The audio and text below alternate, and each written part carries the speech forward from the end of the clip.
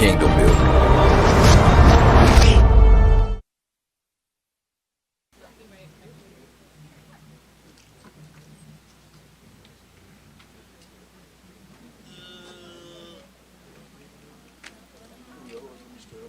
Praise you, Lord.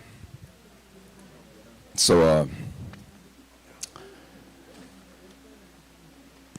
we about to get into some serious business today. It's kind of what Yahuwah have been dealing with me about for the last 2 weeks, and it's concerning the assemblies and considering where we at as a ministry. I'm gonna get my disclaimers out there.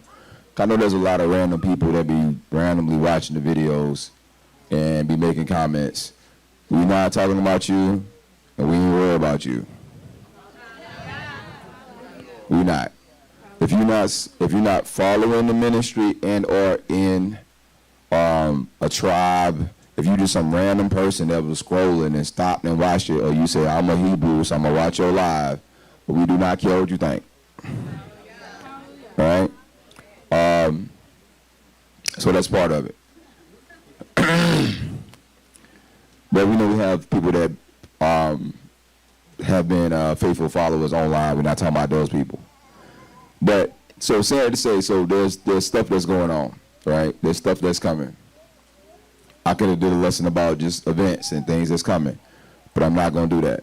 Main reason why I don't do that is because people get caught up in that, and they don't do what needs to be done. But there's things that's shortly on the way that's going to take place in America and across the world, because Yahuwah is judging.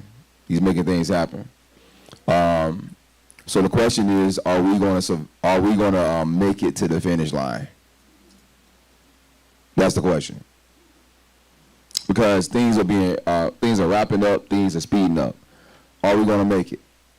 Because there's a lot of things going on, but your longevity is going to depend on your obedience to Yahushua and your understanding about how what he's doing at that moment. Because sometimes things might not be clear as far as your understanding, but you got to trust Yahushua that what's happening is Yahushua. Everybody follow me? Right. So I'm getting into this topic that Yahuwah let me see, because what's happening, there's going to be more deaths going towards the end of the year, and there's going to be more people leaving the assemblies, right? Because that's what time it is. That has to happen. There's people that is sealed, people that on both sides, people that sealed to Yahushua, people that are sealed to Hasatan. But when they're in assemblies, they come up together. The wheat and tares do what? They grow together until it's time to send the Malachim. But if you read where Yahushua says he sends the Malachim at the end of the world, right? So this is, I'm going to say these things so we understand. So remember, get the Hebraic understanding of these sayings and not the Christian European understanding. When you hear the term end of the world, it don't mean the end of existence. So the end of the world means the end of the age. There's different ages in the world. We are currently in the age of the whore, right? We've been in the belly of the beast. I said this stuff a million times. You're going to repeat it real fast. The beast ain't coming. The beast, you was born into the beast. You're like 4 generations deep into the beast in this country. Beast existed before then.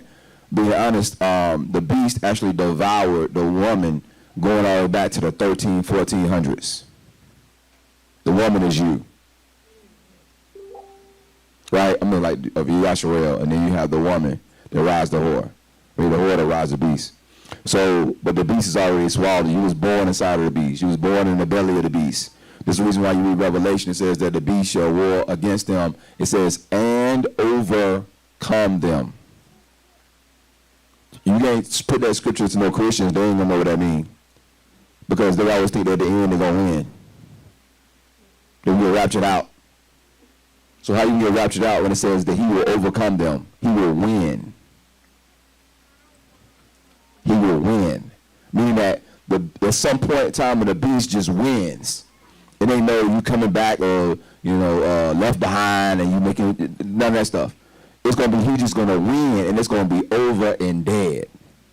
And then the scripture talk about a resurrection and an awakening. Daniel talks about this awakening that takes place.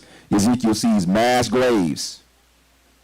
Everybody dead. Everybody. Then all of a sudden, Yahuwah says, can these bones live?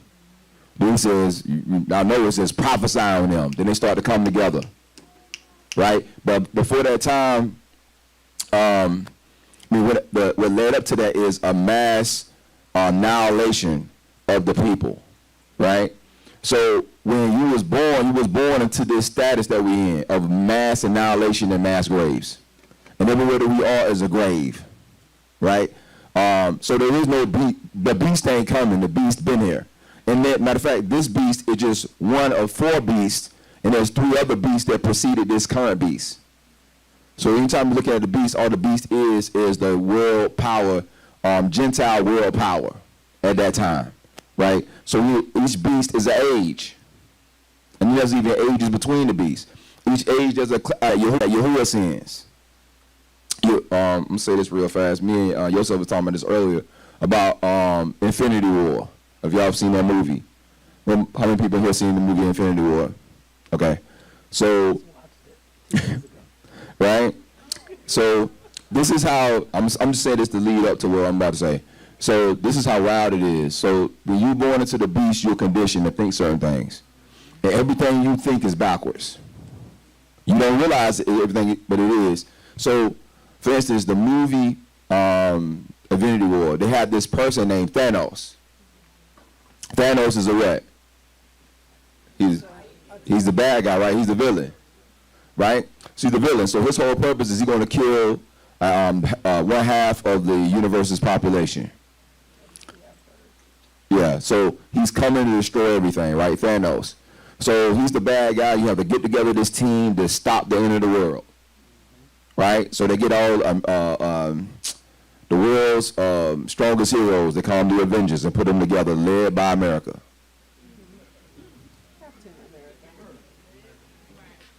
Just trying to get y'all to see what's right in your face. Led by America with a genetically modified soldier, right, to fight against Thanos. So we was talking about this the other day about Thanos. So when you look at it, Thanos is the bad guy. Why? Thanos is coming to destroy the world. But if you really watch the movie, if you've seen the movie before, Thanos doesn't really, when he goes on his mission, he don't really go just to kill people. He even runs through the Avengers one time and could have killed all of them and he didn't kill any of them. And every time they talk about him, he talks about how he has this mission that he has to accomplish. And he got to set the world. You want to speak on that before I finish that? Yeah, so his focus is always really to provide. Because he talks about how he was on his planet at one point and there wasn't enough resources. And he had this idea that they needed to get rid of half the people and then provide the excess to the other half. So they would then have a double portion for their inheritance. So then his planet ended up being destroyed because nobody would make that decision. Right. So so he goes through with this plan and he's straight until this gets accomplished. But he and we were talking about how he has these stones that are scattered to the 4 corners that he's focused on retrieving them. Right. And then when he retrieves them, he uses them to accomplish this goal. So what's the goal? The goal is to make provision in the universe while taking away from those whom he chooses. Basically, he will have mercy on whomever he chooses. And this is the same pattern that we see with Yahusha. This is what he told Moshe. He said, I'll walk amongst you, but I'm going to have mercy on whomever I choose. Right. And you're going to see my glory pass before you, and you're going to see my hind parts. You're going to see what passes, and this is what it looks like. It looks like a line drawn and one taken and one left. Right. And then, so we were talking about El Shaddai, all that stuff. So El Shaddai, we know that means provision, but it also means destruction. Right. So how do you get provided for? He's going to destroy something and then take the spoils and give it to his sons and his daughters. He's also trying to restore order. Yeah, and trying to restore order. That's another thing that Thanos is talking about. So if you look up the word, like Thanos in general, that word. So that word, that name is in your Bible, right? It's the word that you read in Revelations for death. Thanatos. Like say Thanos. Thanatos. So this what I'm trying to let you see how Christianity and Western worldview done warped your mind. So you done seen all these movies growing up, and you hear about these people called the Four Horsemen. And when the Four Horsemen show up, these evil spirits that go and try to destroy everything, right? And you have whoever the person is, they're trying to save the world, because the Four Horsemen are these evil ruachs that's going forth doing the will. But when you study the scriptures, it's the complete opposite. The Four Horsemen are the riders of Yahuwah. They're servants of Yahuwah. The Four Horsemen are sent by Yahuwah to go and kill 2/3 of the population of the planet, like Thanos. When you read about the Four Horsemen, there's a person that follows them. His name is Thanatos.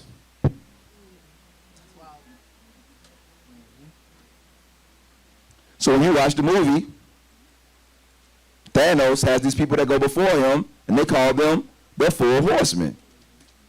And they come making proclamations. They speak Shalom. So what do they do when they show up? They speak shalom. They say that Thanos has come to you.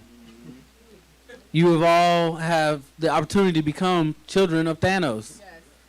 They say choose which side you will be on. And then they separate everybody, and then they go ahead with the decision. Yeah, so now why the Four Horsemen, why are they riding in Revelation though? What's the purpose of them riding? Why is Thanatos death follow them? It says that Thanatos and Sheol, they work together. Follow them. Why are they doing this? Why they just doing it just to do it? Why are they killing 2/3 of the Earth population?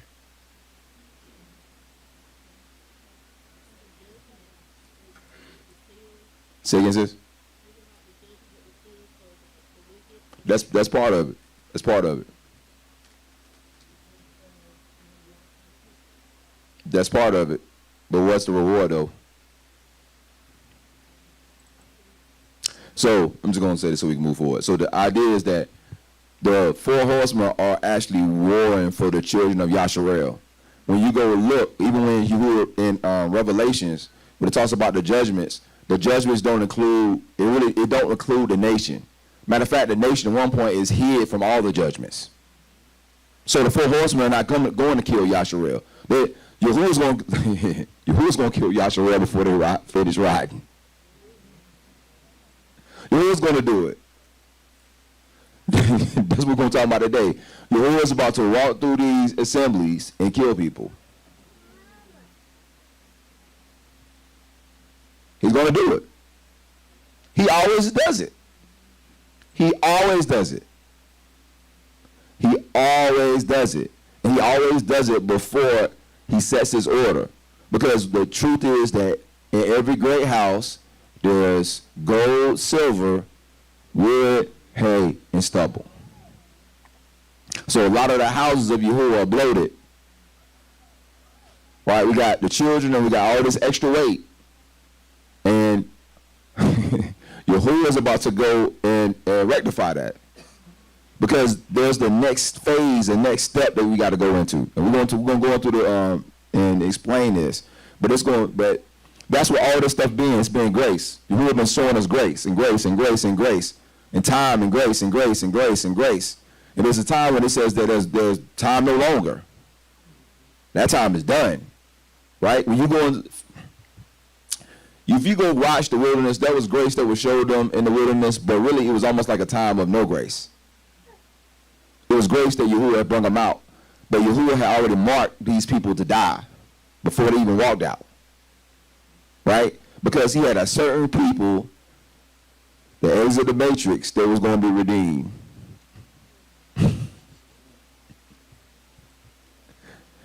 That's what this is about.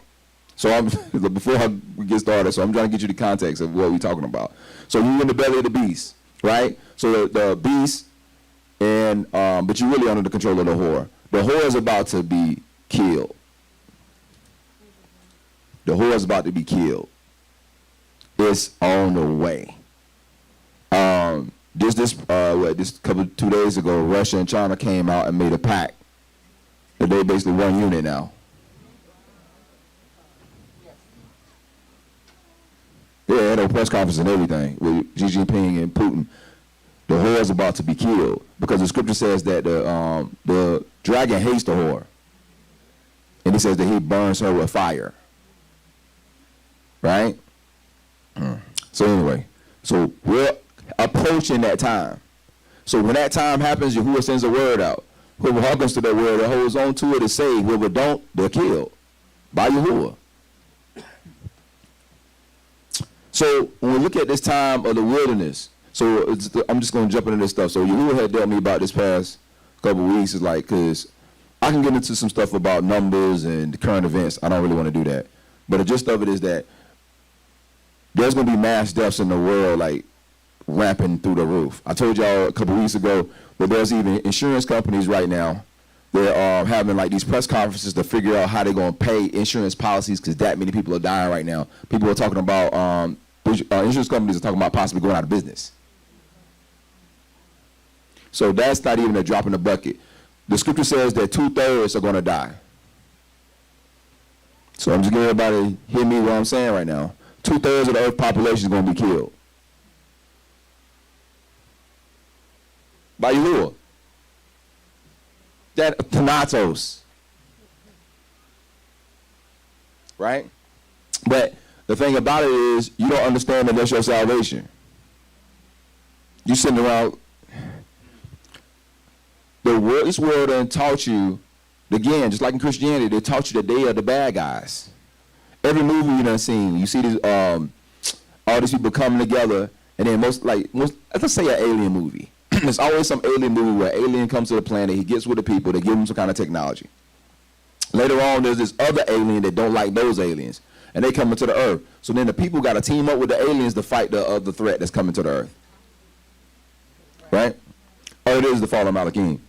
I used to read in Revelation like, man, how did Hasatan gather all the nations to fight against, back then I called it God, against the God? How do you convince people to fight against the God? What is that? What kind of word can you give somebody to even believe that? You have to program people's minds to figure out what is the enemy. So this is the reason why you see every movie they're trying to do that. Save the world. Saving the world from the outside being or presence or other world, an extraterrestrial. Right. So another thing we were talking about was how in Christianity they always had those like around the early 2000s, 1999, they had those end of the world movies, Right. Where there was always like some secret sect of Catholic priests trying to prevent the end of the world. Right. Even though we know that the end of the world, according to the scriptures that they supposedly guard, Right. means the coming of Yahusha. Right.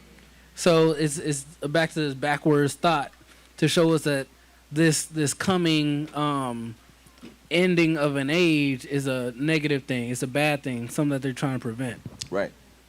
Exactly. And so that's where we are right now. That's you've been programmed that you hear the term end of the world, end of the age. These things provoke certain thoughts, images you've seen over the years. And you don't really understand what that is. So, for instance, they might see us talk about these things like why they rejoicing in these things. Because it don't make any sense to them to rejoice in death. Right? But if you want somebody, if you're fighting a war and then somebody's holding you hostage and somebody busts them there and kill all people that's holding you hostage and set you free, you going to sit around and be sad and mope? That's what I'm saying. This is the mindset you got to change. But that's why they've been putting these things in the movie and stuff to influence you. But saying it to say, you've heard been doing me this whole thing about Bamidbar, numbers. And in my rock, it's like, man, all of a sudden it's like, we in numbers now. We in numbers. And there's even things we do in the assembly right now that I ain't going to discuss over live that I realized I was talking to Chief Moshe. I said, man, you realize that this was the first chapter of Numbers is what they was doing. We doing it right now. Done on purpose. But the thing about my rock is that we in Bamidbar or the wilderness.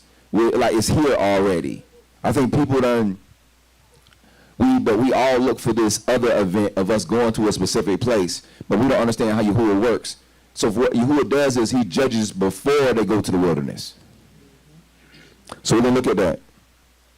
But first, I'm going to give you what Yahuwah had gave me. So I told y'all, people in the assembly about this, but I'm going to say it online too. So, like I said, this has been a couple weeks and stuff. So Yahuwah had gave me this dream, and it was, I was talking to Shara, and Yosef was talking to his son. And when he was talking to him, Shara told me, he said, about Yosef, he said his Shabbat is his son.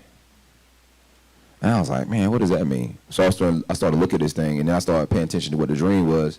It was his first son, his firstborn. So Yahuwah started telling me about the firstborn, right? So we're going to read this script, and we're going to look at this. Let's go to Hebrews 12. We'll start at verse 22.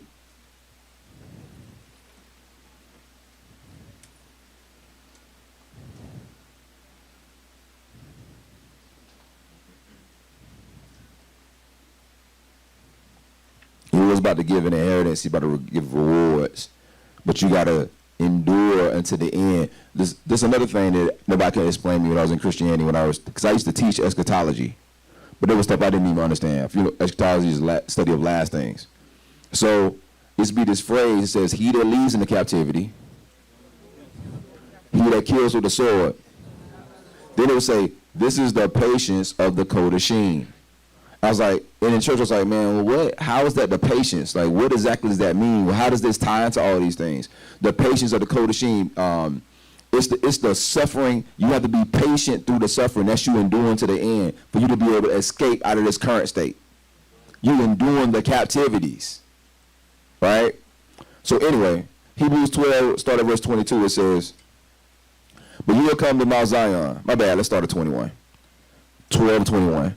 So terrible was the sight that Moshe said, I do exceedingly fear and quake. He's talking about the mountain. At one point in time, they came out, Sinai, they wanted to go up to the mountain. Yahuwah said, don't let nobody even touch the mountain or they're going to die.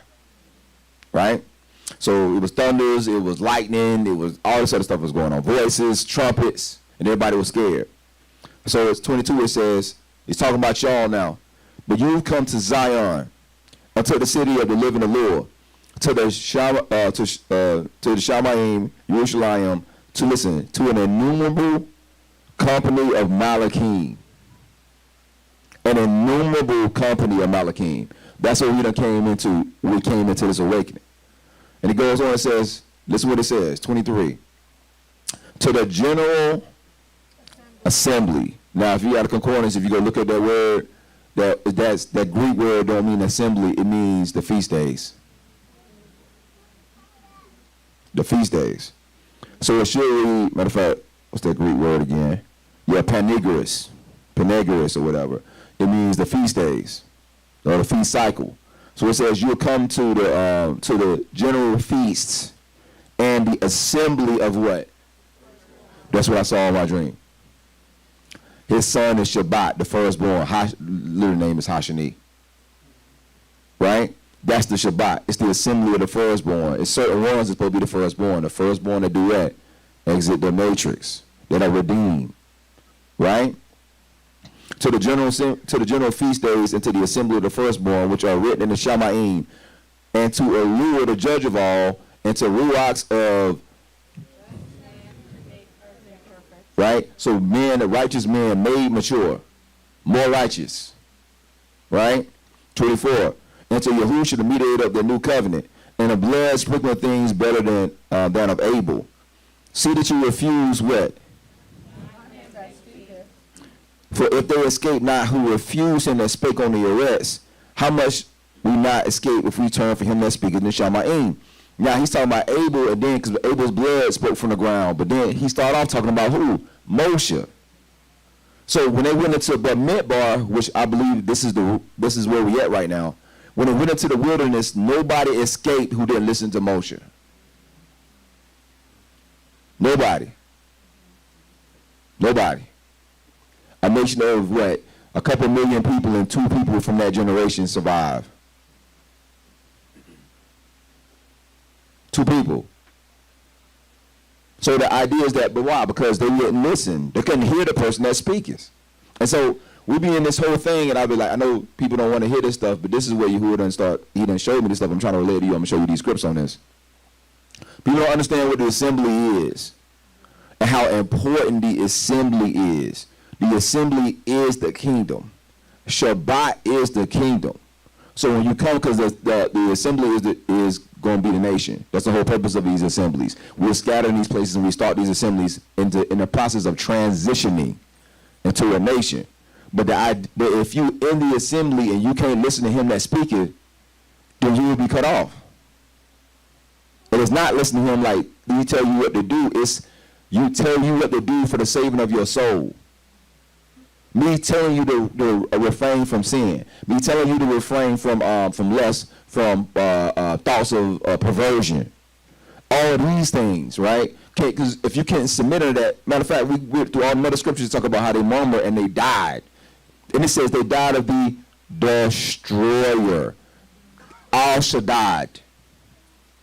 It was Yahusha who killed them in the wilderness because they couldn't listen. Because they couldn't submit themselves to their assemblies. And this is what we'll talk about this in a minute. Even in the camp, there was these different assemblies. There was the general assembly, and then there was these different assemblies. Places where they would gather. We're going to look at that in a minute. It says, see, he refused him not to speak it, for if they escape not who refuse him, they spake on the arrest. How much more should we escape if we turn from him that speaking from the Shamayim? And again, I know nobody want to hear that, but if I don't tell you this is the key for you to make it. You coming into the body. That's how you become part of the body. You've been saying these things in Christianity, but we don't believe them. Now we hear and knowing what this thing actually is. This is how you become formed into the body of Mashiach. If you can't be formed in the assembly, you won't be formed. Whose voice then shook the arrest. But now I have promised, saying, yes, once again, I'm going to shake the arrest. Not only, but also the Shamayim. And this is the word, yet once more signify the things. Listen, the removing of those things that are shaken. Another scripture says, he shocked that you so shaken and soon removed from him that called you into another calling. Somebody come, you see a YouTube video, you go hear a word, or you can want to submit to a word, you get offended at somebody, and then all of a sudden you just turn around. Again, it says, this the word which once signified the removing of those things that can be shaken. If you can be shaken, you about to get shook loose. Everybody listen to me. If you can be shaken, you're about to be shook loose. You better be rooted and grounded in Yahuwah in this next year. Matter of fact, I was telling the chief at the beginning of this year, he was saying Yahuwah had showed him how there's going to be these catechisms and stuff that's coming. Like cataclysms. You better be rooted and grounded in Yahusha. You better not still be playing with sin. You ain't got no time for that. You ain't got, listen, that time is over. We in the space of Bamidbar. You don't have no time to play with sin. You don't got time to go back and do those old things that you was dying from. That time is past. Now you only got time to move forward. It says, again, and yet this word once more signified the removal of things that are shaken as of the things that are made, that those things which cannot be shaken remain. Those things that cannot be shaken. It cannot be removed. Those things that are planted, those things that are steadfast. You ever heard the word about being steadfast and unremovable? You ever heard that phrase? That's what it's talking about. Being planted. But what? Being planted in what? Being planted in ground. Ground where? In the assemblies. Forsake not the assembling yourselves together, as the psalm is, but do it more as the day approaches. The day is approaching.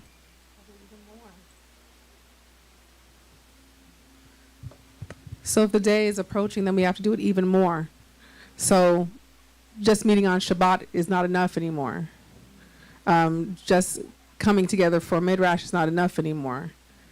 Because the body's trying to come together, be fused together. The members are trying to be fused together. So the more that the assemblies, the people in the assemblies meet, is the more they come together. It shouldn't be in this day and age now where you have the ability to meet with someone, somebody, a group, and the excuse is being made that you don't have anybody near you. The day of Adonai is approaching. So now there should be an urgency. There should be a fire lit, like, you know what, I gotta do this. I don't know what I'm gonna do. I gotta figure something out. People haven't gotten to the stage where they have to figure something out yet because they don't feel that urgency to be a part of the body. If I can remember. No. Well, I know I had a. Going back to verse 25 about, and what Imayata is talking about, it's not only just assembling yourself. Maury mentioned also ridding yourself of old behaviors. You can't be sulking in sin. You can't be afraid to bring these things out and be freed from them.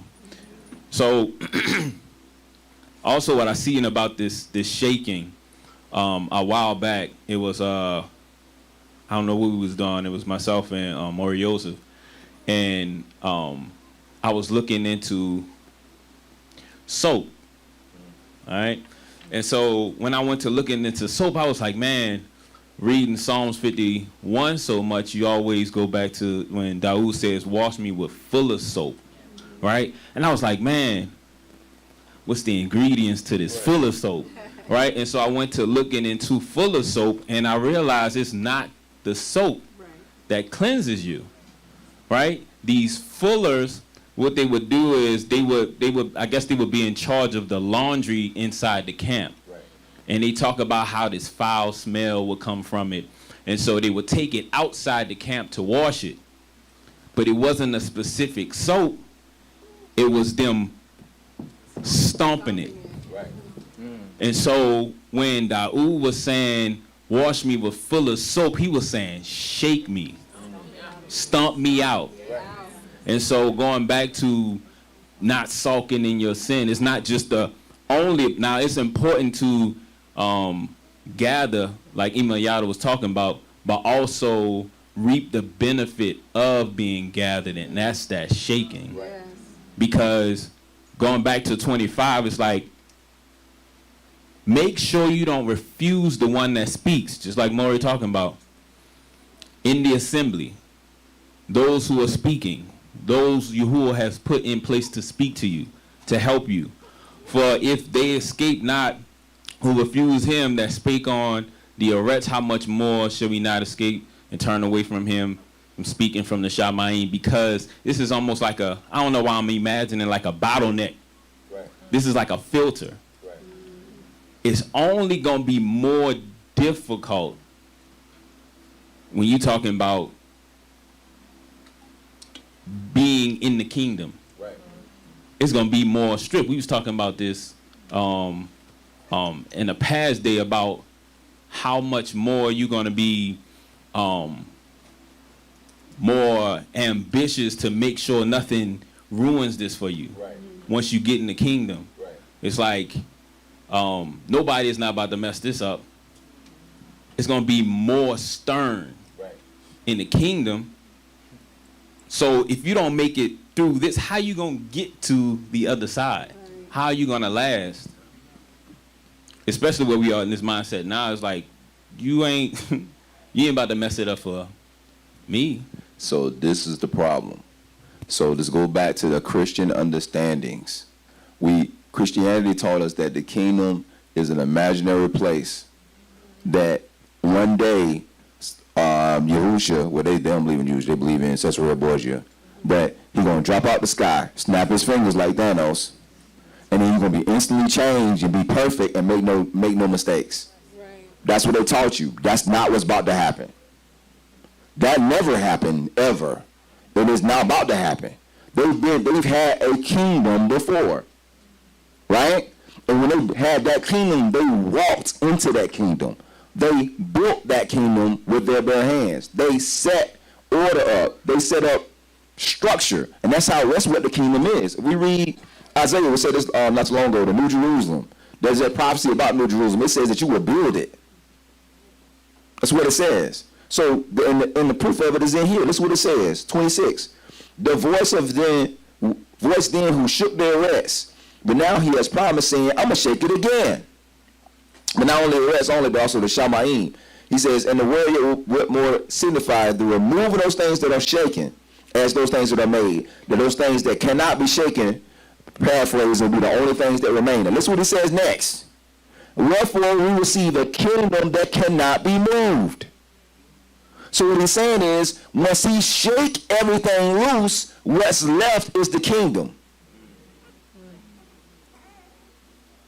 That's how it's going to not be moved. It ain't going to not be moved because the kingdom is over there and we get to it. It's going to be that. It's going to be people that shook loose. And the people that can stand up still after that shaking, that's the kingdom. That's it. Then they will transition into that land. But you have to, which means that you got to be fully ready for the kingdom now. Now. You can't still be in condemnation. You will get shook and loose. You can't still be in adultery and fornication. You're going to get shook loose. You can't still be in perversion. You can't be entertaining wild thoughts. You can't have none of those things. You can't be in rebellion because he's just going to shake everything like you said, and then whatever remains, that's it.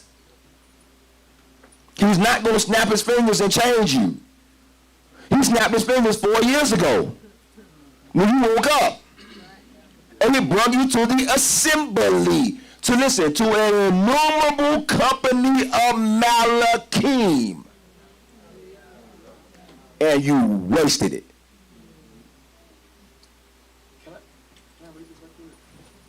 Go ahead. Hebrews 12. I'm gonna start with verse 12. Wherefore lift up hands which hang down and feeble knees. That's a commandment. That's going back to what we're talking about. Yahuwah is not going to snap his fingers and we're just going to automatically change. He's telling, this is a command from him. Do these things. So once you do that, make straight paths for your feet, lest that which is lame be turned out of the way, but let it be healed. Mm-hmm.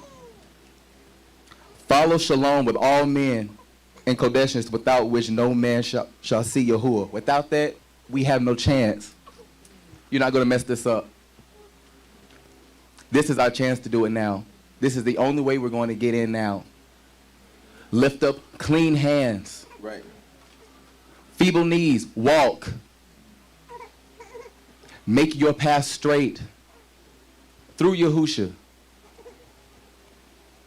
Looking diligently lest any man fail of the grace of Yahuwah, lest any root of bitterness spring up that troubles you, and thereby many be defiled. Lest there be any fornicator, profane person, as Esau, right, who for one morsel of meat sold his birthright. For you know how that afterward, when he would have inherited the blessing, he was rejected. For he found no place of repentance, though he sought it carefully with his tears. There's going to come a time where you're going to realize, I could have made it to the other side, and you're going to cry out to Yahuwah with tears, genuine tears, and he's not going to hear you. Now is the time to get it right. Now is the time. Again, you want to know why? Because he brought you to the general assembly, or the general feast days, and the assembly of the firstborn, which are written in the Shamaim, and to Elul, the judge of all, and to Ruachs of just men made perfect, and to Yahusha, the mediator of the new covenant, and blood sprinkling things better than Abel. So this is what already judges you. It's like you don't walk into the Kodesh HaKodeshim. You done walked in there, and then you just like completely defiled. But you had a chance to wash yourself at the bronze laver, but you refused to. You refused to. Standing right there, you got to pass by it to go get to the first door, even to go into the veil. But you refused to. shaking. So, who y'all at? Y'all, do you mind speaking about what you say Yahuwah showed you? Because what it just came to my mind, that shaking is the threshing floor. Somebody just posted that.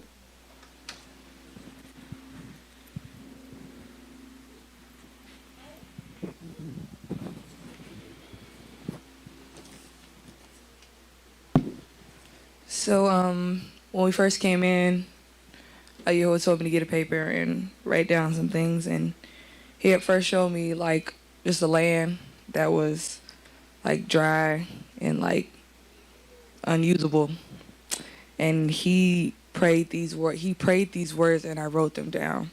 Well, I heard him say these words. Which part do you want me to share? The whole thing? Okay.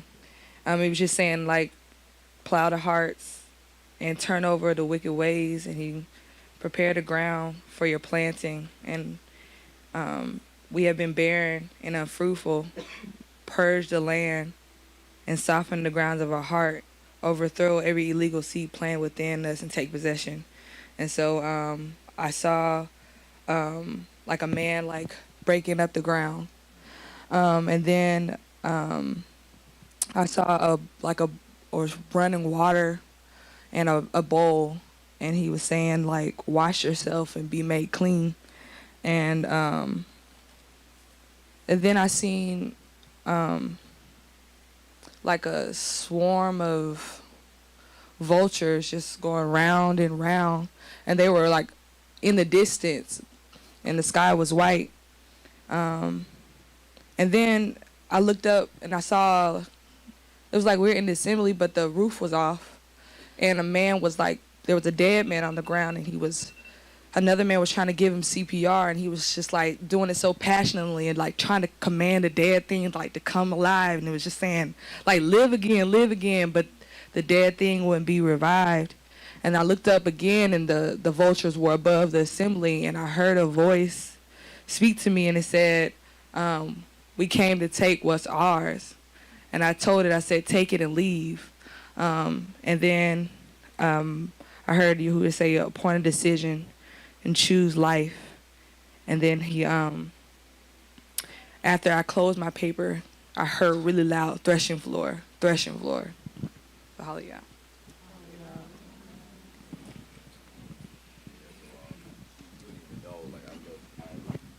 When I left, so Yahuwah gave me this dream about I told the assembly about this trash being in the house, right? So which line up with that. But when I left this morning from my house, the next door neighbors had like 15, 16 vultures in their front yard. So what you saying, that literally saw that on the way up here. This is and taking what's theirs. This is the thing. It's always been theirs. That's the pumping a dead man and telling him to live. That's what we be doing on Shabbats.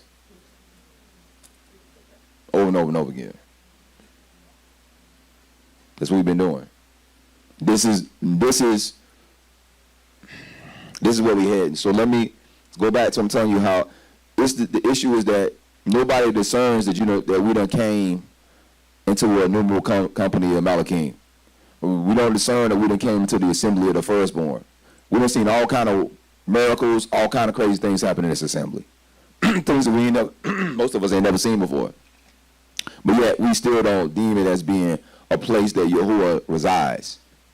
And so because of that, because we squander these things, squander this time, and we haven't built ourselves, because everybody, if you've been here a year or 2 years, man, you've been here a year, then you should be moving right now in Yahuwah. You should be overcoming things. You should have got deliverance. All that stuff should have already happened. Everything that you need to be where you're at, you should have made some kind of turn. You should have been in whatever that Yahuwah had for you, you should have been able to receive it by now. Right? You should be on that path. If you're not on that path, and you still hiding stuff, and you still doing the same thing, you still in iniquity, I don't know what you're gonna do. This way, when Yahuwah sees this, he's recounting these things. He said, I'm gonna give you everything you need. We done did Aruka. We done done Halakha. We done done counseling. We done done all these different things over and over and over again, talks and mentors and blah blah blah blah blah blah blah blah blah blah blah, all this stuff, all this gathering, and then it's still you haven't been able to get the things that will make you to be able to stand when things are shaking. So you're gonna be shaking, and then the vultures are gonna take what's theirs. I just want to let's go to Hebrews 10 because I'm gonna need you to read this thing about this. This is the assembly.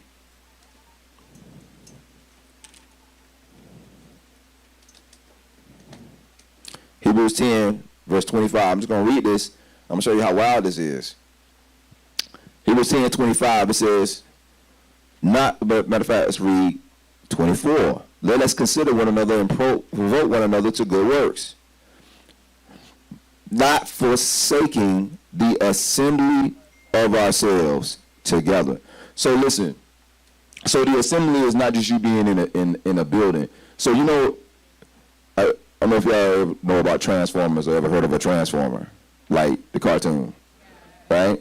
So the Transformers will have this thing where they'll make like these bigger Transformers, and Transformers will connect the Transformers to make a bigger Transformer, right? They assemble themselves.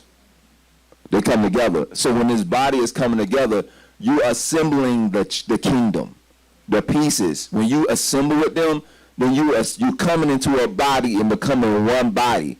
That one body is going to be placed in the kingdom. If you coming against that body, you in trouble. You in trouble.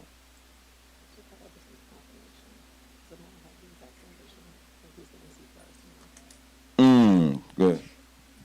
So Mikael just texted me a confirmation to Sister Yada's vision. She said that one of the Ak in Augusta had the exact same vision, except he was trying to give CPR and was not able to help them. She says we have 2 or 3 accounts of seeing scavenger birds in the Ruach as well. So there's more confirmations. We didn't have a conversation. She literally just said that to me. So, because the truth of the matter is, there's people hiding stuff under their beds, hiding stuff in their closets, hiding skeletons upon skeletons, and they still walking into the Kodesh or the Kodeshim.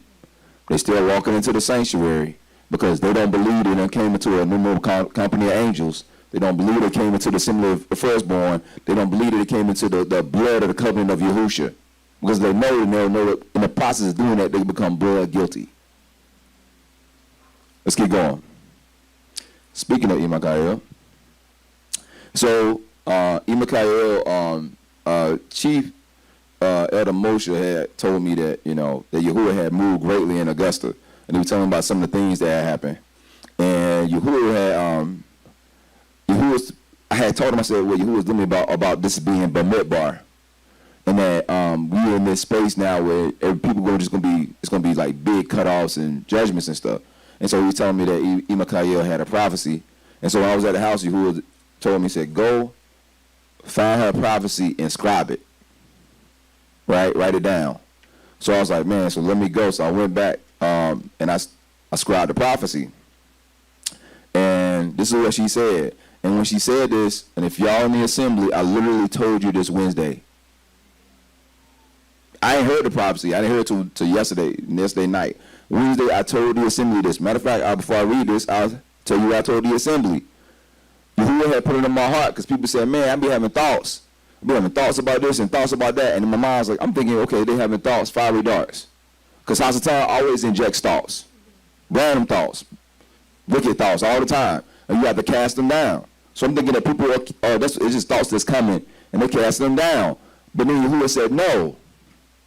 They are meditating on these thoughts. They're having fantasies about these thoughts, wicked, perverse thoughts. And so when I came here on Wednesday, that's why I was trying to relay to you that I ain't even gotta call nobody out, because you done showed me the trash that's in here. That there's people meditating on wild, crazy perversion, but they won't confess it. And people who have done those things and haven't confessed it. So I'm watching the video, and then Mikael started prophesying. And she says, unclean, unclean.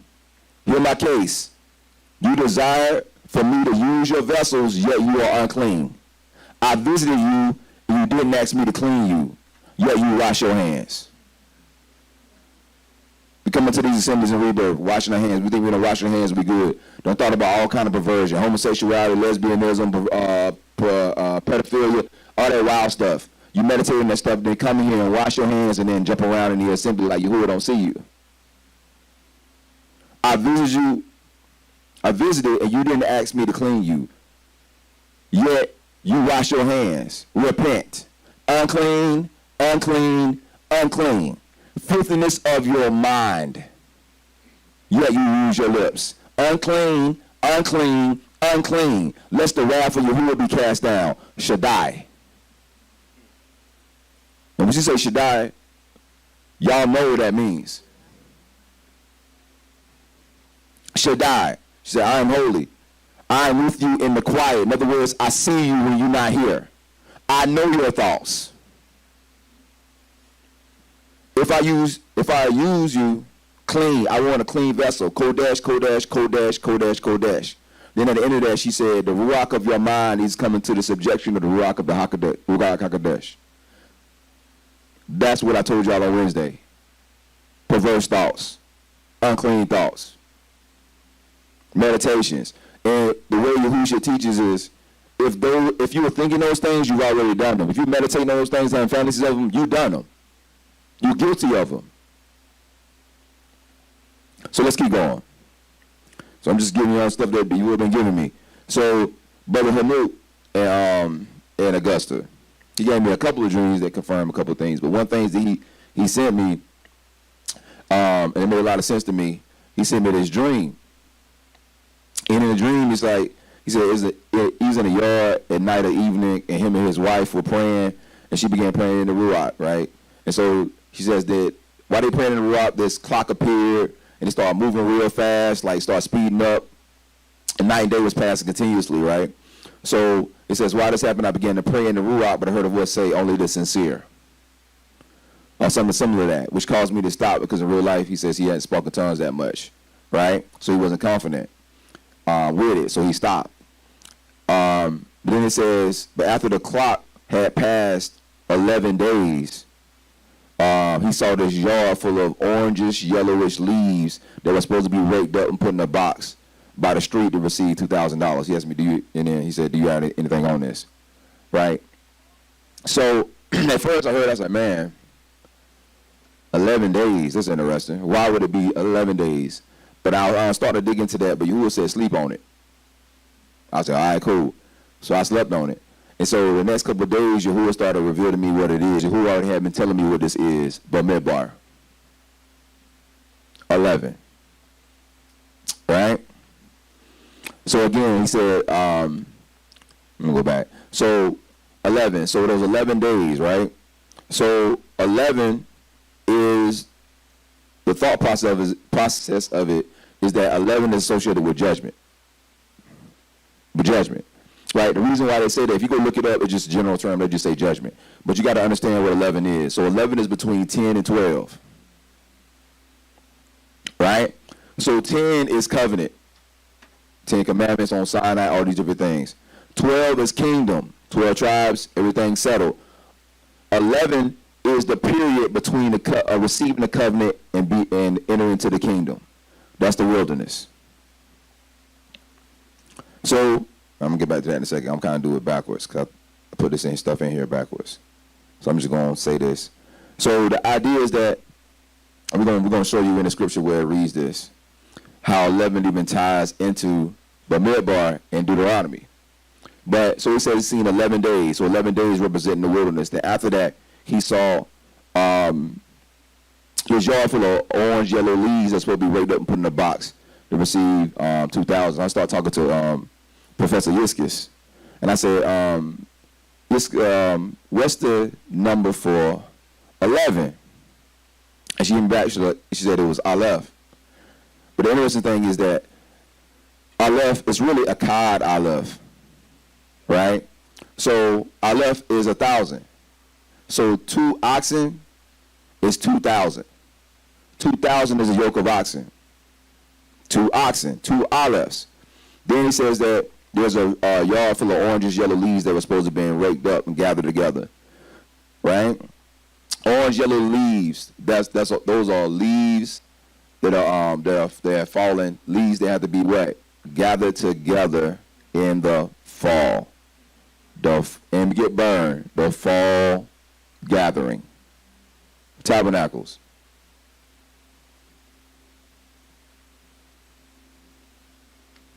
Tabernacles, the fall gathering. Oranges, yellow leaves, that's the fall. The fall gathering. So these are gathered together, some are to be burned, right? But whoever could be gathered together, they're going to be joined to what? They're going to receive 2,000, 2 olives. They're going to be yoked to 2 oxen. So when you see this day pass by day and night, then all of a sudden you hear what? Only the sincere. Only the sincere are going to make it during that time. If they can make it in that time, they'll be gathered together and yoked to the 2 oxen. When we looked at, if you go back and you look at Mizraim, but it was there, and they left in the wilderness, right? They went into they left Sinai, went into the wilderness, and of course, most of them died. But the ones who didn't, they was yoked to what? 2 oxen. They're the ones who what? Survived. Who survived from that generation? 2 oxen. So let's keep going. So this is what I've been telling. This goes back to something I said actually last week or the week before last. Is Yahuwah first he started dealing with me before he started dealing with me about Bamidbar. He first started dealing with me with this thing called the tearing. Who remember me talking about the tearing? All right, who could tell me what? Somebody give him pass the mic out. What was it? What I said the tearing. What was that about?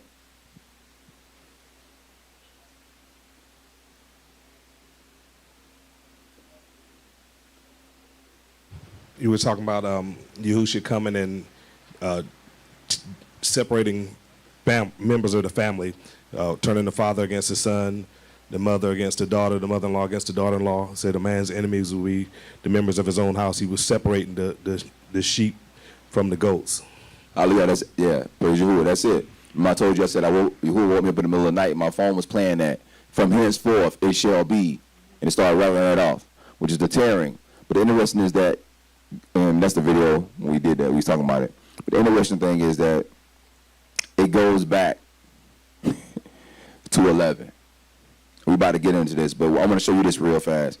So when you look at that word Luke, the word that we were talking about from Luke 52 through 45, after he talks about everybody being divided, then he talks about seeing a cloud rise out the west.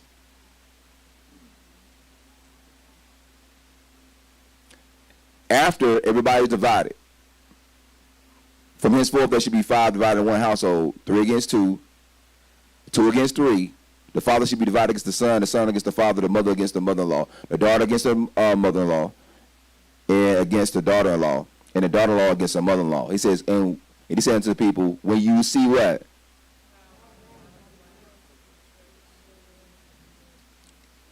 Do you know the scripture says that people are going to fear Yahuwah from the west? You know it says that Babylon, smoke will rise up and you will be able to see it from other countries. The smoke rising out the west.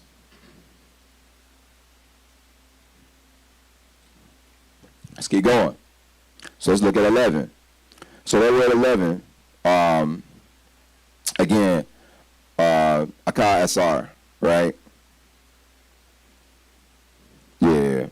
So we start looking at this, I was talking to Yiska about this. So you look at that word Asar, it's to witness or experience the tearing of the chiefs. To witness or experience the tearing of the chiefs. It's not the chiefs that get teared, it's the tearing of the chiefs. The chiefs tearing. 11. Bamidbar. Right? And how we know this? Let's go into the scripts. All right, I'm just going to show you this real fast. The tearing of 11 is to secure the covenant. It's the blood of the covenant, and that's the reason why it's between 10 and 12. You establish a covenant, you have to do what?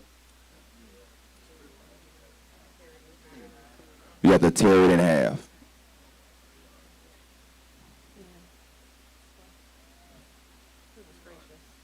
So This is the reason why there was deaths that happened in the wilderness. There's also a death that happened in Mizraim.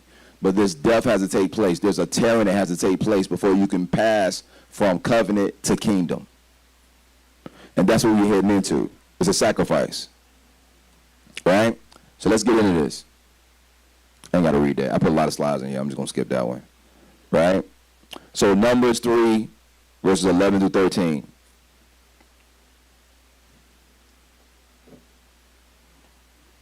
Right? It says, and Yahuwah spoke to Moshe, saying, I've taken the Levites from among the children of Yasharel instead of all the firstborn to open the matrix. We just read it earlier, didn't we? The children of Yasharel. Therefore, the Levites should be mine, because the firstborn are what? Now, what did we just read about? You've come to what? The assembly of the firstborn. To a what? An innumerable. Right. Because the firstborn are mine, for in the day that I smote all the firstborn of the land of Mizraim, I did what?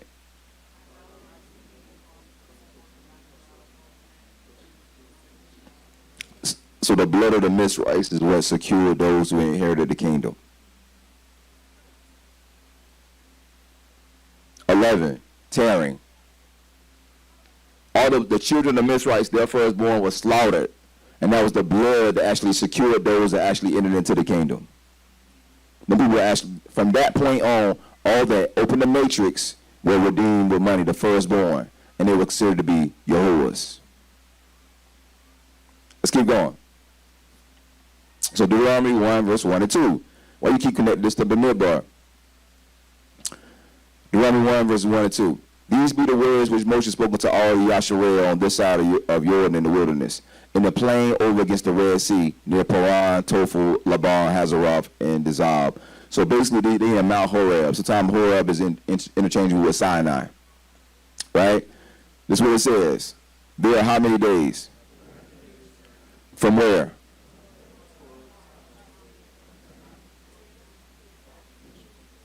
It was an 11-day journey for them to travel from where they were into the promised land.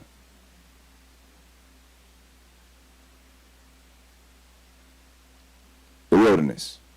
11. Bamidbar. 11. So that's why when Og had a dream, he saw what? 11 days. Then after that, he saw what? A gathering. But the 2 oxen. That's why we read in the other scripture, it says what? It says, see that you don't refuse him who speak on the arrests. Because you're supposed to be yoked to them. You're supposed to be gathered to them. You're supposed to be assembled with them. You make a body that comes together. Pieces of a body. Arms, legs, eyes, noses. All this stuff come together, creates one body. Let's keep going. Let's go to Ezekiel 20. You know what? I might just talk about that because I don't want, for time, I don't necessarily want to read all that. We're going to skip down. Go ahead. I just broke down the word Bamidbar. So I was just looking at the word Bamidbar, and we talked about it a little bit before, but I noticed that the root in it is dabar, the Hebrew word for to speak. So I was going down, so it really boils down to this word dar, which means to circle or to circulate. It even talks about describing birds flying in a circle. So, but even when you're looking at dabar speaks to an order or an arrangement or a placement of something, creating order. So it's putting something in its place. So the wilderness, and this is the breakdown I came up with, it's the mighty word circulates for the arrangement of the house. So this is going to, and I know you're about to go into Ezekiel 20, but that shows that they was in the wilderness before they came out of Mizraim, because the word was already circulating for the formation of the house. Right. And then from that point when they came out from that end of the age, a new word was now circulating, a Torah. Right. For the formation of that house. And then when they went into the kingdom, there was a new word that was formulating that was circulating for the formation of that body, and we know that manifested in Daoud. Right. And then we've been in another wilderness with even the testimony of Mashiach. It's all about this word circulating, and if you're able to receive that word or not, because it's going to. Because we were talking about body parts coming together, like you were talking about the what are you talking about? Transformers, Right. all coming together Right. because they have this word in common that connects them and binds them. Hallelujah. So speaking about that word that circulated, we're gonna read a couple of verses and skip down for time, right? So Ezekiel 20, we're gonna start at verse 4. It says, "Wilt thou judge them, son of man? Wilt thou judge them and cause them to know the abomination of their fathers? And say unto them, Thus says Yahuwah Lord, in the day that I chose Yasharel and lifted up my hand to the seed of the house of Jacob, and I made myself known unto them in the land of Mizraim, when I lifted up my hand unto them, saying, I am your Lord." So then he said he made himself known to them even in Mizraim before they came out.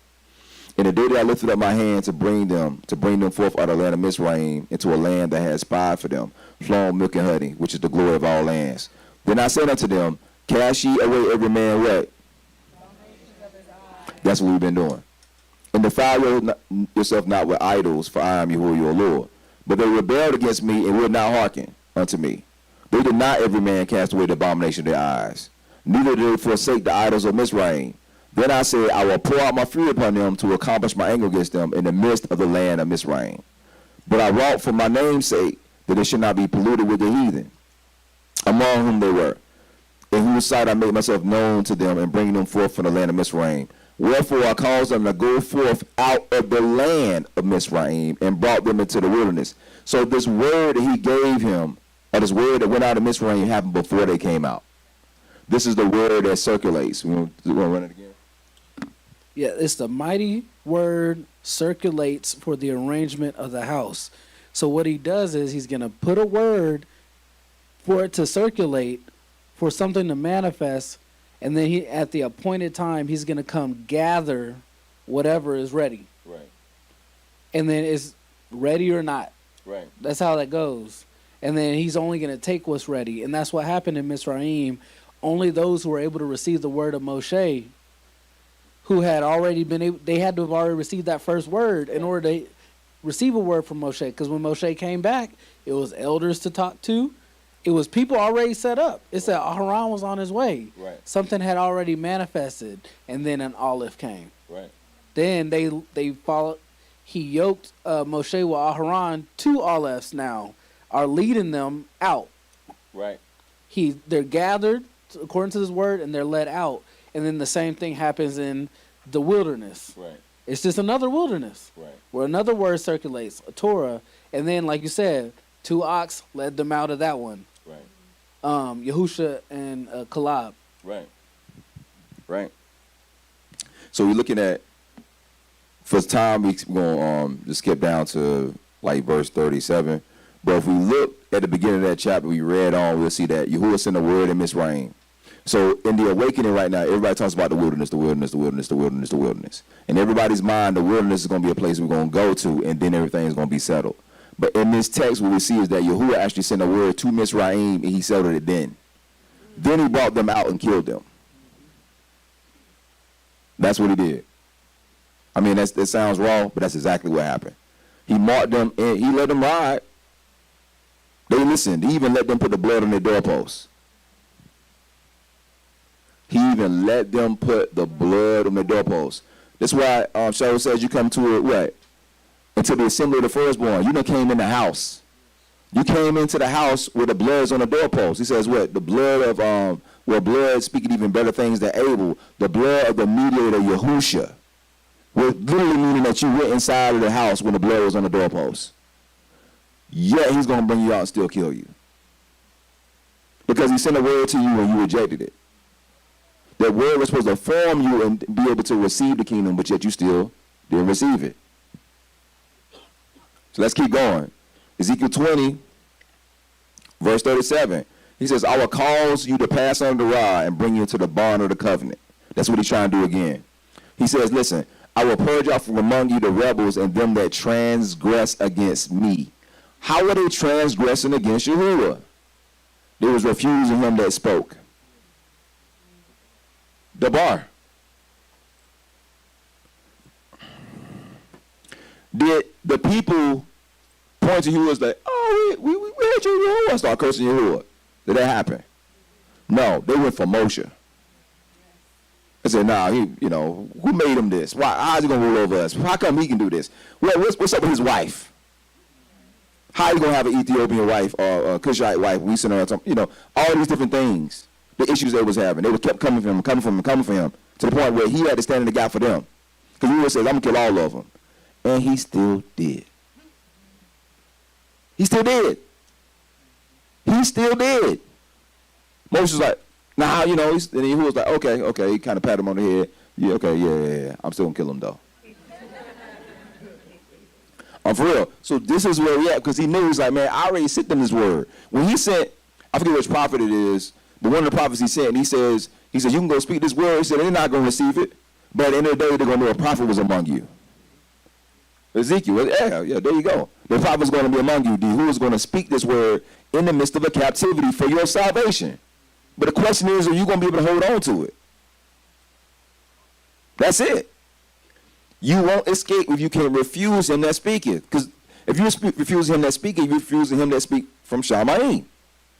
Because the prophet he only can do is speak what Yahuwah said. The Morid, the Malachim. Who are the Malachims? The number of Malachims. You read Revelation, the Malachim is the head of every assembly. Let's keep going. He says, 38, for I purge out from among you the rebels, and them that transgress against me. I will bring them forth out of the country where they sojourn. You gonna come out. You had the blood on your doorposts. You said, I believe in Yahushua. I came to Shabbat.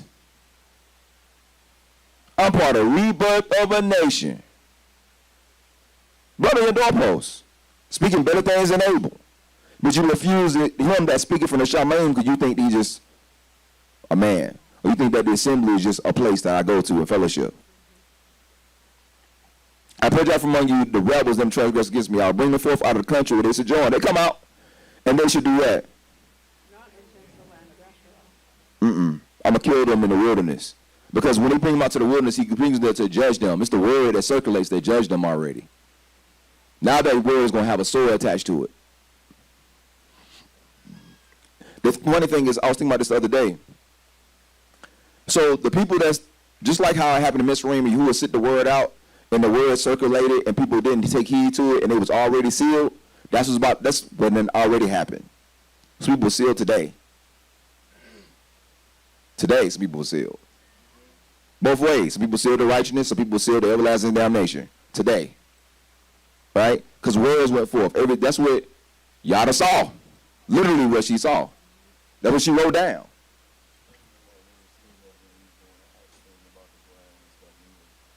Exactly.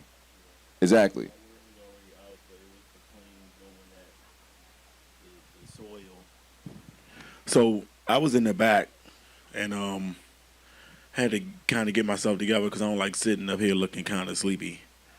But when Mor Yahushua was talking about the word that Sister Yada gave about the soil and the roots and all that stuff that she was talking about was literally proclaimed when the act stuff was going forth. And I'm in the back, I'm like, man, Yahuwah had gave it to her in secret and then declared it openly in front of everybody. And then proclaimed it here during the lesson.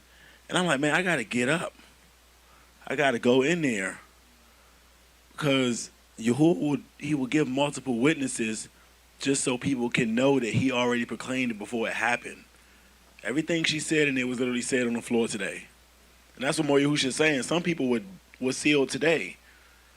Some people are not going to hold on to the grace or the mercy. Some people are not going to allow for themselves to be separated. And some people are going to be chopped down because they're not allowing for their roots to be recultivated and replanted by the hand of Yahushua. Some people have already made that decision. And that's what he's saying, is that all that's left is just the manifestation of the judgment of it. Right. So, And don't get me wrong, I'm not talking about all the assembly. It's like there's a lot of people in the assembly doing. I believe. I don't know. I can't. We say swear for no man. We don't know. We don't know. We be like, man, they doing great, and he be like, you will be like, no, they're not. But there's people that's doing that. I feel like is doing great. Time will tell, right? But the idea is that I told you in the great house is going to be both. When the sons of Allure gather together, always. Yahushua says, "They're not called 12 you, one of y'all hostile." So if it, like my little bonus out last time, we were just 12 of them. How many people in this room? How many people in this room? Maybe what, 50? So yeah, so you got a couple of them in here. You ain't got just one. They're gonna manifest at a specific time. It ain't my job to be like to put them on blast, because like Yada said in her vision, they gonna come for what's theirs. Yahuwah gonna come for what's his. Everybody got the same. Everybody's doing the same work. If you a Morai, or you somebody that's new to the assembly, everybody doing the exact same work. Everybody got a chance to get the exact same payment. So I had a dream 2 nights ago, but I didn't understand it until they started talking about the vultures. So in the dream, it was a bunch of unclean birds eating the clean chickens. I mean, eating them down to the bone. And I'm like, why is these unclean birds eating on the chickens? And I'm in a dream. I'm like, stop it. But they wouldn't stop. They just kept feasting. Right. And all that that's why I'm in the back. I'm like, man, it makes sense now, because I couldn't make sense of the dream. But now it makes sense. They coming for what's theirs. They coming for what's theirs, and nobody's going to be able to stop them. Because it'll be unrighteous. Yeah. Yahuwah ain't going to allow it. Yahuwah, listen, Yahuwah is the righteous judge. He going to go right down the line. He ain't going to be like, he ain't even going to plead for you. He not. Because he be like, hey, that's theirs. That's yours, that's mine. I'm going to take this one, you going to keep that one. One going to be taken, the other one going to be left. Just done. That's just how Yahuwah works. So this is what I'm saying. This is why we got to be careful about words and decorations coming forth for you remaining and hiding things in your house. Hiding things. Lying. Covering stuff up. You're doing this kind of thing in this type of time. It says, listen, so this is why I realized about this whole thing, about us coming out and then going back into captivity. And in this time, we know that we in captivity to who? The dragon. The dragon got 7 heads and 10 horns. So that means if you come out of this captivity, you going back into captivity to who? The dragon. Just like how the scripture talks about how you get deliverance, and that rod get cast out, he'll come back with what? 7 more. So you, right now, you in the whore. The whore's riding the beast. But the whore going to get killed by who? The dragon. So you come out of the whore who's riding the dragon, just to have what? 7 other nations more powerful than it, bring you back into captivity. You want in the end. Let's keep going. Then we got to start talking about Yahuwah and Yahushua. Technically, we're saying Yahuwah, but we know it's Yahushua. He's the revenger of blood. So what I'm saying is that if you in these assemblies and you have all this time, and all you spend your time is trying to tear down the assembly, tear down your brother, tear down your sister, remain in sin, remain in iniquity, hide iniquity, after all these lessons, how many lessons is online?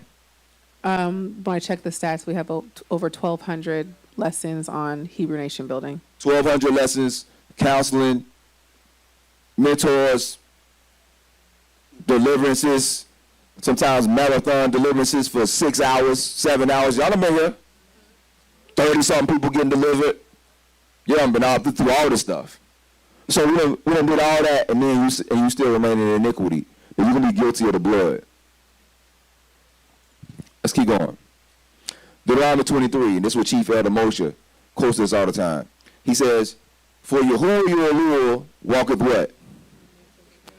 To do what? See, that's what he's going to do. That's why he's going to come and start wiping people out in the assemblies. Forget Gentiles. In the assemblies. Because he has to deliver the assemblies. Because the assemblies are being held hostage by wickedness. It's a level of manifestation in this assembly of Yahuwah that we're not going to get to because of the wickedness. Because people coming in hiding things. It's like, remember when Yahushua went out to war. Remember they lost AI? Was it AI they lost? Remember why they lose it AI? Because Khan had a whole bunch of action figures under his bed and some fly garments from Babylon, right? And he was hiding it from everybody. So when they went forth to war, they lost, and they had to do that. They had to bring each house in. What does that sound like? And do evaluations.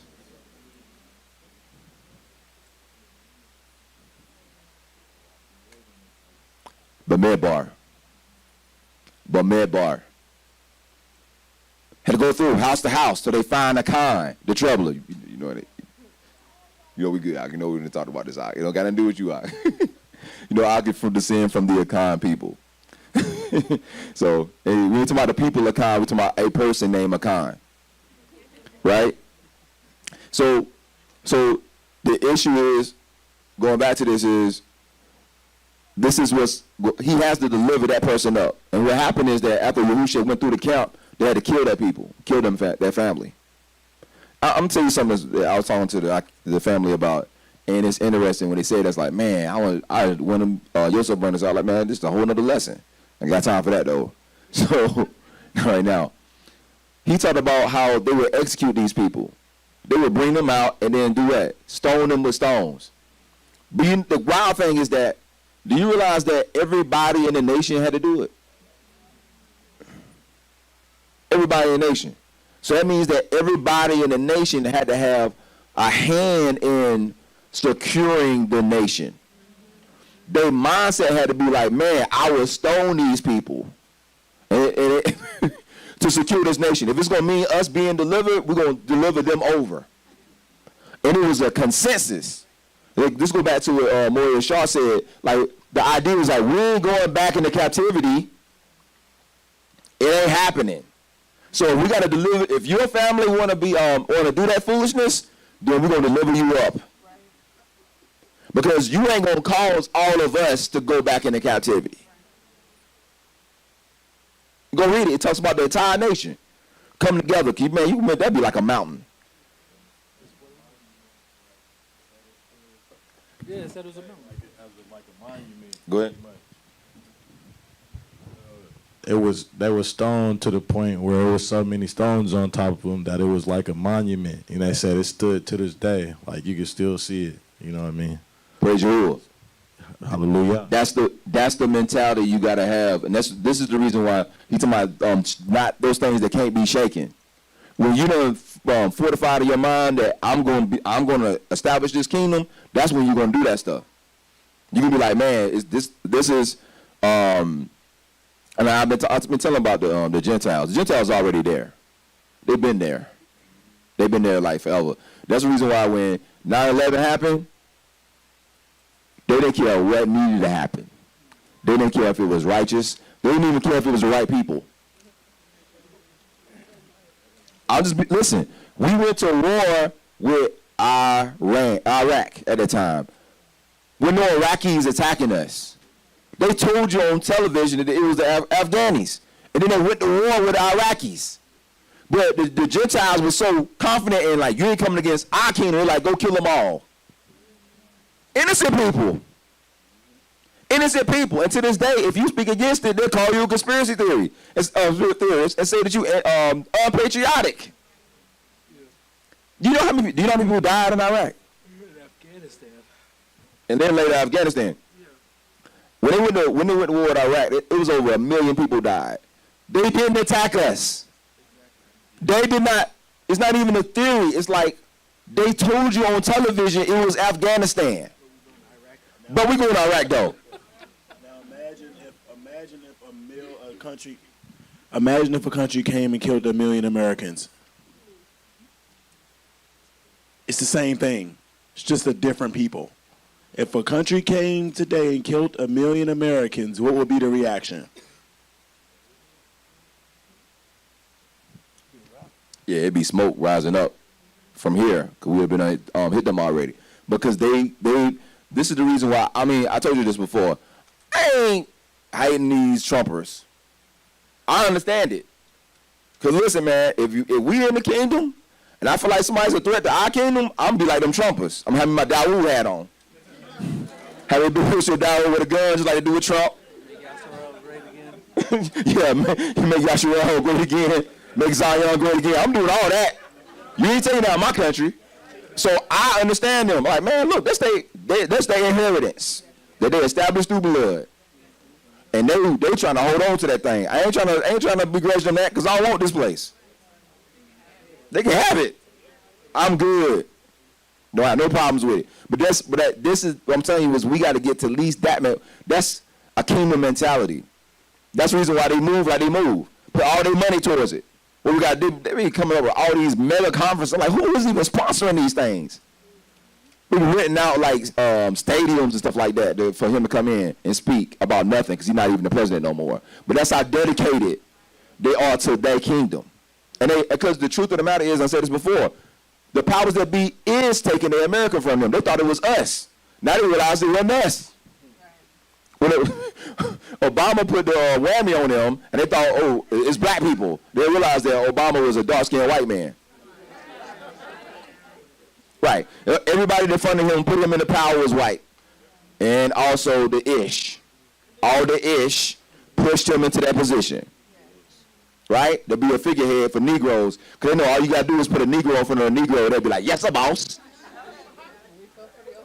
We fell for it. That's all you need is a black face. That's all you need. Negroes jump on the bandwagon. Sometimes you ain't even got to have a black face. You could just say that you like blacks. Hillary Clinton, the people who, anybody get no politics. We're going to keep moving. For Yahuwah walking in the midst of the camp to deliver thee. To deliver thee. So he's going to go and attack the ones who are against that body. And we're going to get into why he's attacking those that are against the body. He's going to kill those. I've been saying this forever. You're going to see it. The Gentiles are going to die and we're going to die. And you're going to be like, this reason why Scripture says that some of us sick and many sleep or die. It's coming. New plague is coming. And it ain't going to skip over certain people. You're going to be like, man, what? This person got it? We ain't lost nobody in no assemblies to no COVID like that. Now all of a sudden some new plague come out and people dropping. They're not going to take what's theirs. For in the midst of you, we will walk in the midst of the camp to deliver it. He's walking in and out. That's why you look at Revelation, what happens. He's walking in the midst of 7 golden candlesticks. Walking to and fro, judging, figuring out who he's going to remove. Is to give up thy enemies before thee. Therefore thy camp shall be what? Kodesh. Kodesh. No evil imaginations, wicked imaginations, no secret sins. Kodesh. You don't talk about Christianity and you still doing that stuff. Don't even open your mouth to do it. Don't even open your mouth. If you run around talking about you an Israelite and you still doing that stuff, you the biggest hypocrite on earth. You ain't got nothing to say about Christianity. Nothing. Because you say that you're in the truth. That means you're supposed to be more righteous than them. Because you can go to any church and find that kind of iniquity. Any church. What, because you keep the Sabbath, then that means your iniquity ain't iniquity? Because you believe in Yahuwah, now your iniquity not iniquity. Is that what it is? Come through. That's how we move, though. That's how we think this thing works. You do wickedness, and because you come to Shabbat, you righteous. Because you got some Z-seats and some fringes. Because you come to the feast days, even though Yahuwah calls you a spot at the feast.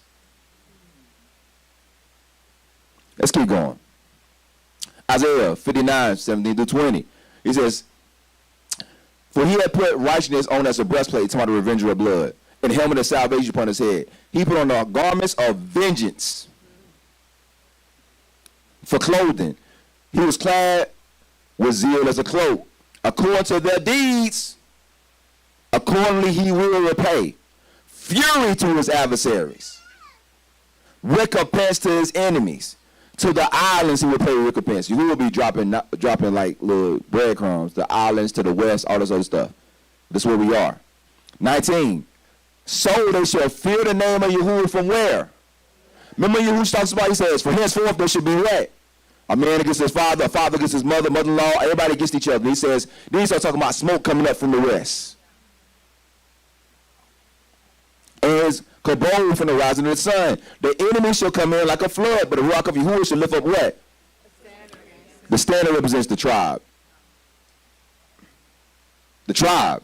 I'm getting to this. I'm trying to speed this up. And the Redeemer shall come to Zion. We're going to talk about the Redeemer. And to them that turn from transgression in Jacob, saith Yahuwah. Real fast. Deuteronomy 32, 35 to 36.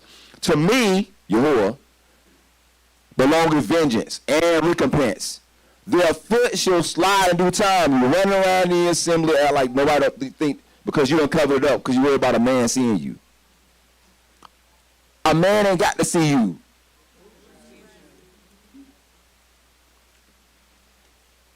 Who ain't worried about no man seeing you? No man, he ain't got to tell the Moray nothing. Nothing.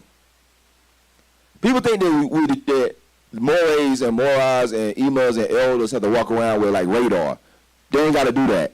Yahuwah's going to come. Yahuwah's going to catch you slipping. He going to catch you when you alone. He will catch you with your worst fears and nightmares. He will just let you ride. He'll let you ride and make an example out of you so somebody else won't do the same thing. Listen, that's your fear. That's the number one fear that you ever want, that you just be riding. Because you says whoever he loves, he rebukes and chasing. So now you ain't getting no rebukes. You a bastard. But yeah, you don't want nobody to rebuke you though.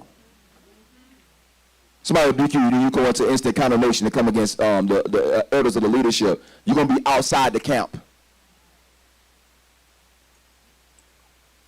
To me belong with vengeance and recompense. Their foot shall slide. He's saying, I'm going to catch you slipping. I'm going to catch you when you don't think about it. I'm going to catch you in a way you don't even know. That's funny? Promise you it's not going to be funny. Promise you it's not going to be funny.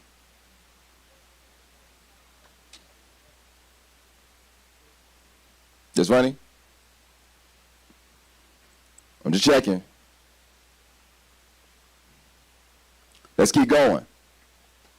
For the day of the calamity is at hand, and things shall come upon them in haste. For you will judge his people. His people. We talking about Gentiles and stuff. His people. He's going to catch his people slipping. He's going to judge his people. And pay himself for his servants. In other words, he's going to judge the people and he's going to gather the servants. We see their power is gone and they show up and none is left. Let's keep going. Ezekiel 20. I'm just going to read the last verse. Remember we read this earlier and it talks about going to bring you to the wilderness of the people? And then people read that scripture and it talks about he's going to bring you to the wilderness and plead with you. He is going to judge you. Verse 35, so I'll bring you to the wilderness again, and I will plead. That word in the Hebrew is shafat. He's going to execute you. Face to face. Like I executed your fathers in the land of Mizraim. Why? Because at the beginning of the chapter, he talked about how he did it. So I will execute with you, or you, said you will, Lord. He's going to execute people. He's going to move through the camp to deliver it. He's going to save the assembly by ridding it, purging it. He's going to thoroughly, scripture says, thoroughly purge his floor. Say again? Suddenly, he just does it. He shows up. Like you say, he catches them slipping. I was just looking at Psalm 50, verse 20. He says, you sit and speak against your brother. You slander your own mother's son. These things you have done, and I've been silent. Right. You thought I was one like you. You thought you were one of your little friends. You thought I was one of your little friends. But now I'll rebuke you and lay charge before you. And that's what it's talking about in Ezekiel is you thought you got away with it, but then he just appears suddenly and then lays charge against you. And it's too late at that point. Right. So what happens is you end up being guilty of the body and blood of Adonai. Right? So we're going to look at that real fast. I'm trying to speed this up. 1 Corinthians 11:27. Wherefore, whosoever shall eat of this bread and drink of this cup. So, of course, we know we did that not too long ago. Right? I told y'all before, if you go to 1 Chronicles 16, Daoud did this with the whole nation. He brought them in. He gave them, he said they made a piece of flesh and a flagon of wine and gave it to everybody and a piece of bread. Then he brought them all in the covenant, and then he started rehearsing all these things that Yahuwah had showed him. And in that, even in the praises, he talks about the redemption of the people. I don't know how Yahuwah gave him them words, because he be talking about saving the people, gathering them from the four corners. They weren't even scattered. But Yahuwah had put that in his heart at that time to bring them in the covenant, because it was your forefathers and foremothers that was in the loins of those people that came into covenant that day. So everybody that ate that bread and drank the cup of Dawood became to be the descendants that end up led to the redemption that we see today. So he says, whoever should eat of this bread and drink of that cup of Adonai should be unworthily or eat it unworthily, should be guilty of what? The body of Adonai. So let's look at this. First Corinthians 10:16, it says, the cup of blessing which we bless is not the communion, is it not the communion of the blood of Mashiach, which we break?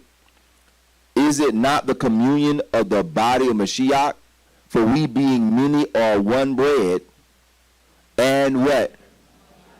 For we are all what? So the body of Mashiach is not his body. The body of Mashiach is not his body. It's you. It's his bride. The husband and the bride become, because he talks about the cup of the body, and he starts talking about the assembly. So the body is the assembly. Let's keep going. I'm just going as fast as we can. Romans 12:4-5, it says, as we have many members in one body, all members have not the same office, so we being many are everyone members of one of another. I told you about that's that assembling, to come together, the building. We're talking about this one body, the body of Mashiach, right? 1 Corinthians 6.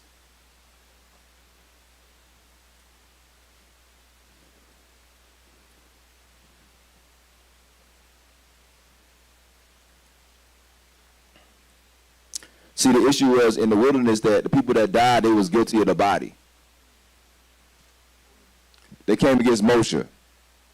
You know, they had a congregation in the wilderness. Everybody understand that? Do y'all know that? Yeah. There was a congregation. And then Moshe led that congregation. Aharon led that congregation. So the people that came against them came against the body of believers. The body of Mashiach. They was all even, what Kepha says, they all ate the same spiritual meat, drank the same spiritual drink, and were immersed in the sea. 1 Corinthians 6, we're going to start at verse 12. That's what he says.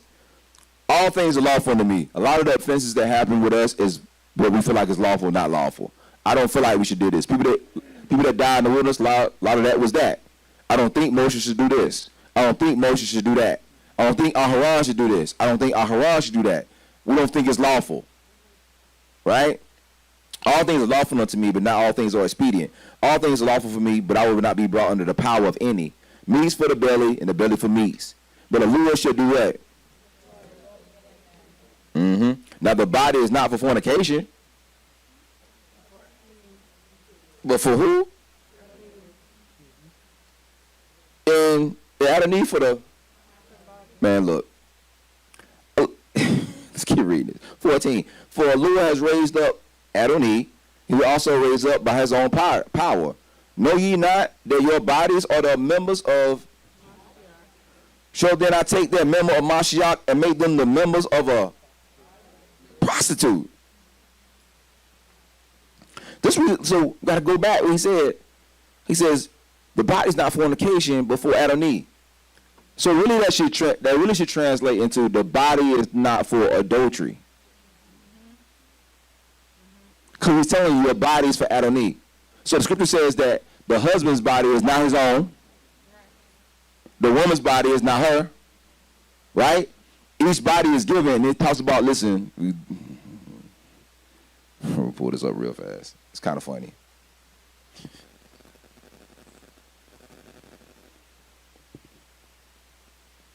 All right. To understand this, we're going to jump around. 1 Corinthians 7, verse 1. Now concerning the things whereof he wrote unto me, it is good, it's not, for he said, it is good for a man not to touch a woman, you know. That's him. We get married. 2, nevertheless, I'm not supporting no man becoming a eunuch. 2, nevertheless, avoid fornication. Let every man have his own wife, and let every woman have her own husband. Let the husband render unto the wife due. What is benevolence? Who can tell me what benevolence is?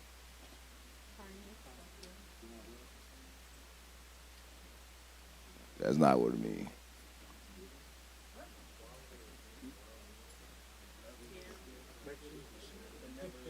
That's the King James okey doke.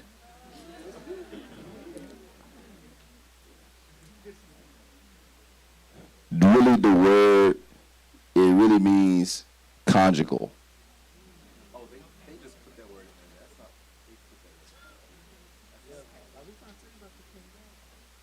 not. Conjugal. It said conjugal rights. Conjugal rights. That's what it's talking about. Again, it's tell you this stuff is wild. It says the wife, it says, let the husband render unto his wife due conjugal visits. Verse 3. And likewise also the wife unto the husband. Now he's going to tell you why. For the wife hath not power over her own body, but the husband. And likewise the husband hath not power over his own body, but the wife. Defraud ye not one another of conjugal visits. Oh, don't get it's not what's name. Yeah. Yet, not one another except to be for consent in the time you may give yourself the fasting and prayer. In other words, the only time this should be happening is if you fast and praying. If you're not having conjugal visits. Now, you don't fast. You don't fast when the bridegroom is with you. Now let's go back and read this again. 1 Corinthians 6. Right? What verse we was on? All things, let's go to 13. Meats for the body, meats for the belly, belly for meats. And the Lord shall destroy it, both it and them. The body is not for, but for. So, he's talking about conjugal visits. So what he's saying is that the body is where Yahushua is intimate with his body.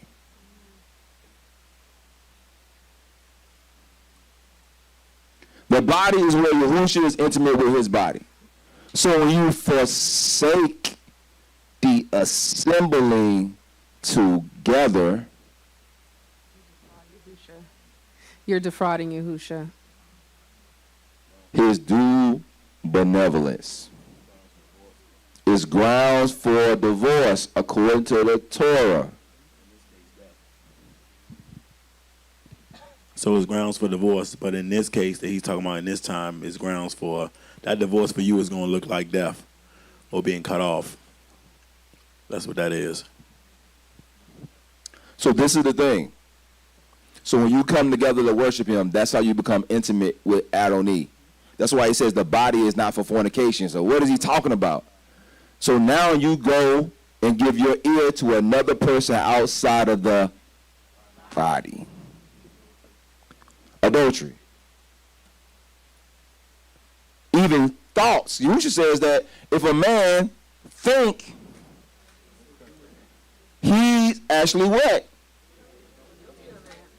So you like, man, I didn't do this. I'm just having thoughts. You're guilty of, listen, the body of Mashiach. You are a fornicator. You are a adulterer. And you coming against the body? You speaking against the body? You really think you gonna talk about his wife and he gonna just be chill with it? You coming against him, you taking shots at him, at her, and you just gonna sit down. Let's keep reading. Hopefully y'all got a better understanding of 1 Corinthians 6. 6. I mean, we at 12. Now we're like 20 now, right? Yeah, 15. 15. Know ye not your bodies are members of Mashiach? Shall then I take the member of Mashiach and make them a harlot? Who has called you to a specific body? He called you to Augusta. He called you to Anderson. He called you to Dallas. He called you to Columbia. He called you to ATX. He called you to OKC. He called you to Houston. But now you say you're going to go be members of another body. You go listen to people from another body. This is why, listen, why you think this Shalakim says, even if a Malakim come down from the Shamayim with something other than what we told you, let them be a curse. Man. Let's keep reading. What you know that which is joined to a harlot is one body. This is what Chief Elder Moshe's, on the prayer calls, we be talking about how you just gonna be a vagabond. That's why. You're gonna be like the woman with 5 husbands that you met at the well.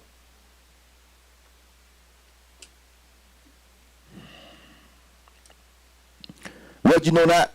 That he that is joined with the harlot is one body. For 2, he says, shall become one flesh. But he that is joined to Adonai is one ruach. Flee fornication. Every sin that a man doth is without the body. But he that committed fornication sins against what? Come on, man. You coming against your own body? You coming against the place that Yahuwah has called you to. You sinning against the place that you raise your children in. The place that you say you planted to. The place where you eating from. I ain't going out to eat with nobody that talk junk to people that serve my food. You do that? You one of them people? All right, nah, man. You gotta eat by yourself. I ain't talking no junk to nobody that's bringing me food. Oh, for real. I don't know what they done. I done seen documentaries, especially on Taco Bell. I ain't trying to do that. Why would you do that? Right? Because this is who's sustaining you. That's what's sustaining your family. That's what you're trying to move forward in. That's how you're trying to be established. So even when you speaking those things, you're like, man, I'm not speaking these things to people. I'm just speaking at the house. You cultivating adultery. It's only a matter of time for that thing to manifest. Let's keep going. It says, flee fornication, every sin that a man sinneth is without the body. You might have sins that just dealing with you. Just like, it's crazy how this thing is written, because it's both carnal and ruachal. Because certain things you can sin, some things you do in your, you're trying to overcome traumas and stuff. Then you have these other things that you coming against and causing divisions in the assembly. Scripture says, mark them and avoid them. Right? So them people have to be cut out because they're coming against the body. Right? Flee fornication, every sin that man does without the body, but he that committed fornication sin against his own body. What know ye not that your body is the temple of the Ruach HaKodesh which is in you, which if you have of the Lord, you are not your own. You are bought with a price, redeemed from among men, the firstborn to exit the matrix. Therefore, glorify Yahuwah in your body. In your body. That's what we're supposed to be doing when we're going around in a circle, jumping up and down and praising Yahuwah. We're singing songs for hours. We're here worshiping, trying to learn from the Torah. We're trying to worship Yahuwah, glorifying him in the body. Even more so as we see the day approaching. What day? The day of Adonai, the day of judgment, the day of blood, the day that the revenger comes and visits. So, is that the last verse I said on that? All right, so again, if we went back to that scripture, it says, Hebrews 12. Anyway, we won't keep moving because we got to hit some other stuff. All right? So again, Ezekiel 16:35 and 37 through 38. It says, wherefore, O harlot, Hear the word of Yahuwah. Behold, I will gather all your lovers, whom thou hast taken pleasure. Because now you know what's going on. You sinning against the assembly. You done committed fornication, adultery against the body. Yahuwah said he's going to gather all the people together. That's why you there leave here and need to start doing what? Gathering together. Man, so-and-so left last week. Now they're taking a picture with this other person, but they don't even know each other. But they both left the assembly because he's gathering together all their lovers.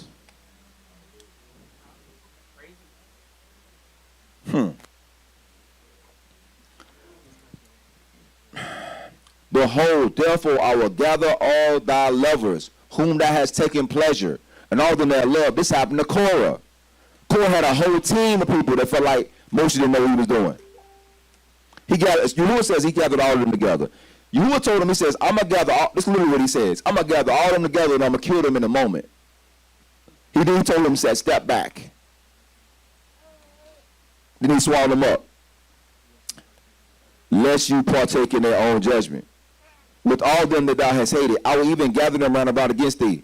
I will discover thy nakedness unto them, that they may see thy nakedness. I will judge thee as a woman that break wedlock, and shed blood are judged. I will give thee blood and fury and jealousy. Let's keep going. Hold on a second. I'm going to speed this up. All right, Ezekiel 23, I got to get this part in. Yahuwah said, moreover unto me, son of man, will you judge Aholah and Aholibah? Yea, declare unto them their abomination. This is what I'm trying to do this morning. This be trying to push on the dead man's chest. That they have committed adultery, and blood is in their hands, and their idols they have committed adultery, and have caused their sons who are born to me to pass through the fire to devour them. 24. Yet they went into her as the one that goes into a woman that played the harlot. So they went into Aholah and Aholibah, the lewd women. And the righteous men, they shall judge after them the manner of adulteresses. In other words, righteous men are going to judge those people. Say again? That's the two ox that show up. That's the two olives that show up, the two oxes.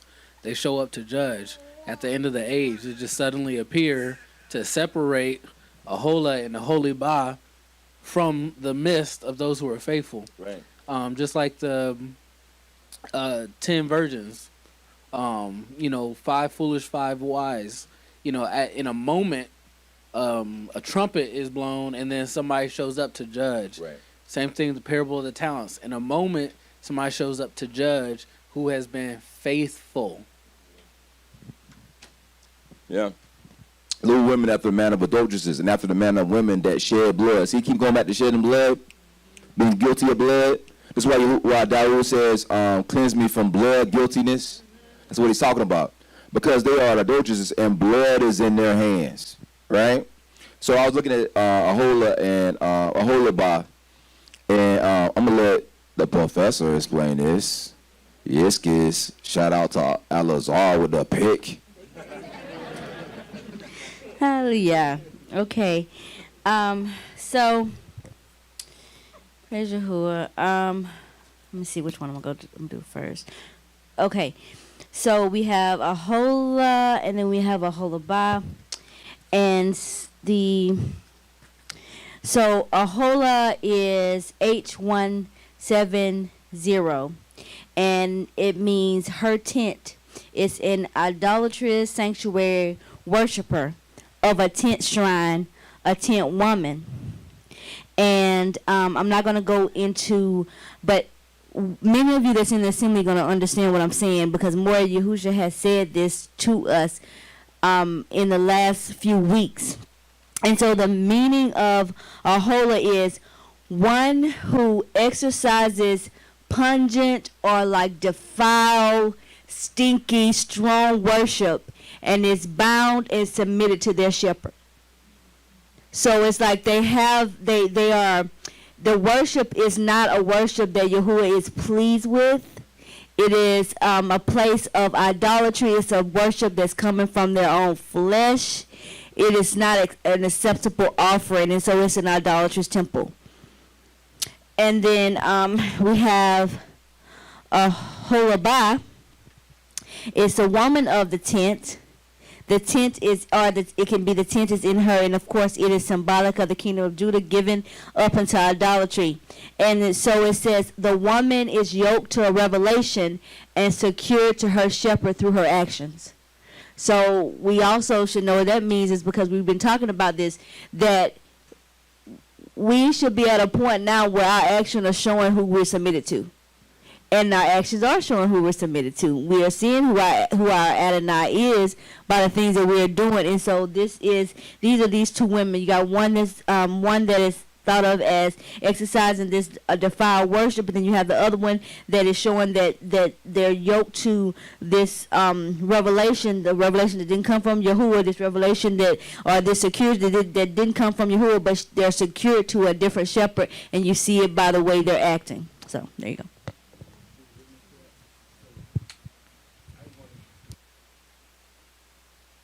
Check. I just want to give a witness to that. So yesterday I was reading the historical report on the Sumerians, not Sumer, I'm talking about those ones. And it was, what they were saying in the historical report is that, so before Antiochus Epiphanes came, all y'all know who that is? Came and ransacked the temple and stuff like that. Said when he came and did that, they sent him a letter. At first, when the Hebrews were in a good place, or the Israelites in a good place, they were submitted to them and their allure. But then when they got overran, they sent a letter to Antiochus Epiphanes saying that we have no association with those wicked Israelites. We want to just remain in our land and in our place, and we are conformed to you. We submit ourselves to you. So what he was saying is that that's their nature. Right. Their nature is whoever is on top at a moment, they'll submit to that individual. Opportunists. So that's their nature. And it's funny because some of us has taken on their nature. That's Ahab, exactly. So it's crazy because I'm like, man, it's people who are Sumerians at heart. They are opportunists. They're not in it for Yahuwah and Yahusha. They in it for their own preservation, no matter who they have to submit to receive it. Yeah, and so going back to it, the idea of the pungent or stinky worship, the aroma that Yahuwah doesn't want to smell through the worship, that's what we don't want. We talked about this last week. We don't want everything we doing to be in vain. We sending up putting out all this energy and all this worship, and Yahuwah ain't receiving none of it. So yeah, with the worship, man, praise Yahuwah.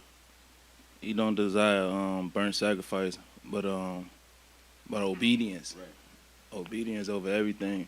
And he was showing me that when our forefathers was in the wilderness offering up, bringing burnt offerings, that they was doing it weekly, daily, weekly, monthly, but then nothing was changing inside of them. And he was showing me that, like, let that not be here, to the point where, like, we coming before him, like, forgetting what we even coming before him for. But then he was showing me that, like, Dawid say, he don't desire burnt offerings, but obedience. And then that's maturity, that obedience. So like you said, our actions will show who we obey, who we are obedient to. But if you come before him, like, offering up something that's like, we don't even got the obedience to just say, I ain't gonna come in here, like, I'm gonna just stop. Like that's obedience. That's obedience. That obedience to be like, man, don't come before me like that. All right, I ain't gonna come. But then it's like you say, the flesh be like, well, I just came to jump around. I just came to offer this offering real quick so I can go back to what I'm doing. That's how our forefathers thought. And he was showing me, like, don't go that way. So I'm telling you why, how accurate you are, because that's what I realized that hand washing became the sacrifices that they would do daily. Because they would sacrifice animals and then they would just go back to commit sins.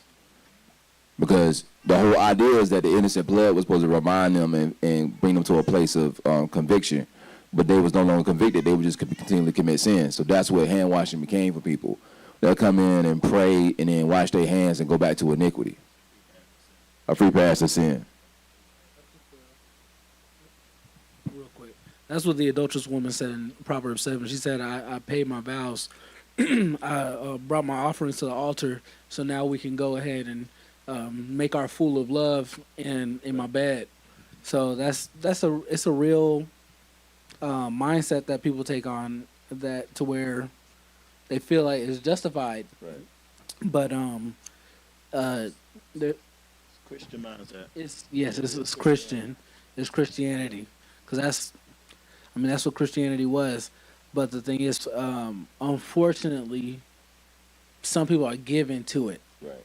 You know, like we were looking at with Ahola, like it is what it is. She can't do no different. She never really was married. I was just thinking as we was talking about all this, like 2 married women, and one is like she married, but she never really was married. She didn't ever care about her husband. Where Mallory was just talking about the account of them just like giving up, their own family. Right. It's like they was never really submitted to Yahuwah in their heart. And then you look at Aholiba, it's like she's infatuated with her husband, but he ain't here right now. Right. You know what I'm saying? Like, he's not here, so I'm gonna do whatever. Right. Type of thing. And I praise Yahuwah that he gives us like these relationships like marriage so that we can understand. Right. So we can look at what we've done to him. Right. And then because we gotta make adjustments fast. This stuff should be like frightening. Right. When we recognize like the condition of our heart and how we've treated our bridegroom. Right. Hallelujah. All right. Romans 4 says, "Wherefore, my brethren, you also became dead to the Torah by the what?" Think about that. It's the body of Mashiach that's brought you into this. Because we know that, anyway, that you should be married to another, even to him who was raised from the dead, that you should do what? That's why the body is a wife. The body is supposed to reproduce. He brought you to that place to reproduce. That's giving Yahusha his due benevolence. Unless you have been intimate with him, then he will arrive and say, "Depart from me, I never knew you." So that's the last thing I'm talking about for today, because I don't want to go through the whole thing today. So, sanctuary cities. Because once you become, this is the thing about it, we all was guilty of that blood. All of us came in with bloody hands, right? Every last one of us. So when you have bloody hands, you got to head, if you are wishing to have your sins covered, you got to head to the sanctuary cities. Interesting thing that Ezekiel 16 says this, "Therefore say, thus says Yahuwah Lord, although I've cast them far off from among the heathen," in other words, threw them into captivities, "and although I scattered them among the countries, yet I will be to them" what?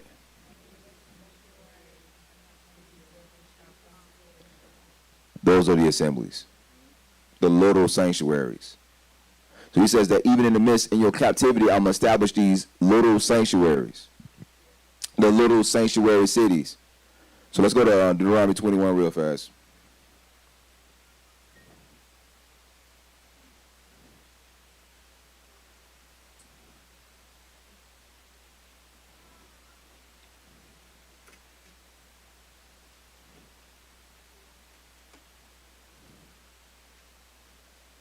All right. Yeah. Deuteronomy 21. It says, "If there be found in the land, if one be found slain in the land which Yahuwah your Lord gives you to possess it, lying by the field, and if you're not known who have slain him, then the elders and thy judges shall come forth and shall measure the cities which are round about him that is slain. And it shall be that the city which is next to the slain man, even the elders of that city shall take a heifer, and which have not been wrought, which have not drawn the yoke, and the elders of that city shall bring down the heifer into the rough valley, which is neither ear nor sown. They will strike off the heifer's neck into the valley. And the priest and the sons of Louis shall come near for them, and Yahuwah your Lord have chosen to minister unto him, and to bless the name of Yahuwah. And by their word shall every controversy and every stroke be tried. By their word, the priests, by their word, shall every controversy and every stroke be tried. The elders of that city that are next to the slain man shall wash their hands over the heifer which is beheaded in the valley. And they shall answer and say, our hands have not shed this innocent blood. This is how serious innocent blood is. That even the priests, even when they encounter somebody that was possibly slain through innocent blood, they have to go and make an oath saying that they didn't have nothing to do with it. Where we at? 7. It says, verse 8 says, be merciful, O Yahuwah, unto the people of Yasharel which thou hast redeemed, and lay not the innocent blood of the people of Yasharel's charge, and the blood should be forgiven them. So what are they trying to cover? That whole entire city. The people that had nothing to do with it. Because it's their charge to cover them. Remember, it said that Yahuwah walks in the midst of the camp to do what? Deliver it. Right? He's going to make it safe, but he's going to come and purge out whatever the issue is. He's going to judge it. That's what they're doing. They're judging the situation and trying to make sure that the camp don't get destroyed or the city don't be devoured by Yahuwah because of innocent blood. 9. So they shall put away the guilt of innocent blood from among you, when thou shalt do that which is right in the sight of Yahuwah. So if you shed the innocent blood, the sword will continue throughout your generations. Unless, that's if you survive your generation. If you don't get slain by the revenger of blood. Right? And I'm going to jump around. I'm going to try to speed this up. 11. And I see is the cap. My bad. Let's skip down to. We'll just end right there. Let's keep going. All right. So let's look at the word revenger, because it talks about this person named the revenger of blood that's going to judge between you shedding your innocent blood, and if he catch you outside of the sanctuary city, he'll kill you, and nothing be laid to his charge. So the word for revenger is the word Gaal, right? It's interesting because the word for revenger is the same word for redeemer. The revenger is the redeemer. Matter of fact, they're the same Strong's number, H1 350. Gaal, kinsman redeemer. He's the one who kills the manslayer. He's the one who kills the one that's guilty of innocent blood, the redeemer. This is why it says that who does what? Walks amongst the camp to deliver, right? And he sorts out the wicked. He kills, he exterminates them. He whoever that's guilty of the blood. The only way the person who's guilty of blood will lose his life is if they can be covered in the sanctuary. But yet, you fighting against the body. So there are 6 sanctuary cities. There's actually a total of 48 Levite cities, but only 6 of them are sanctuaries. So you have 6 sanctuary cities plus the actual sanctuary of meeting, the Kodesh or Kodeshim, right, is in that territory. So technically you can look at it 6 sanctuary cities plus the sanctuary, which makes 7. This is the reason why we see 7 assemblies in the Brit Hadashah. That's why Yahuwah made us to have 7 assemblies now. Yeah, people said about that. They're just gonna be big mad out here. Big mad.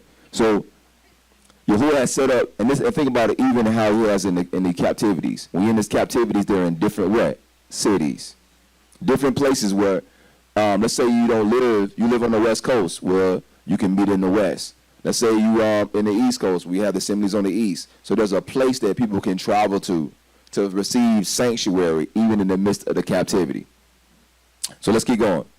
Right? Numbers 35, verse 11 to 12, it says, and you shall appoint of you cities to be refuge for you, that the slayer, who's the slayer? Yahushua, may flee thither, which killeth any person at unawares. They shall be unto you cities for refuge from the avenger. Right? Oh, my bad. Avenger is Yahushua. You understand what I'm saying? That the manslayer may not die until he do that. So the congregation can judge the manslayer, the person that's guilty of blood, and cover them. And cover them. So in this captivity, in this scattering, who has set up sanctuary cities. Anyway, let's keep going. Numbers 35:19 says, the revenger of blood himself shall do what? When he meeteth him. He shall do what? That's the Redeemer. The Redeemer is going to kill you. Remember that the scripture he says that your foot will slip in due time? That's what he's saying. He said, I'm going to catch you and kill you when you outside of the sanctuary.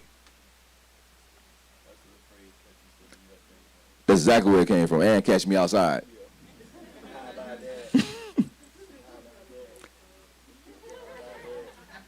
So remember, these cities are what? Sanctuaries. So when you come into the assembly, you come into the what?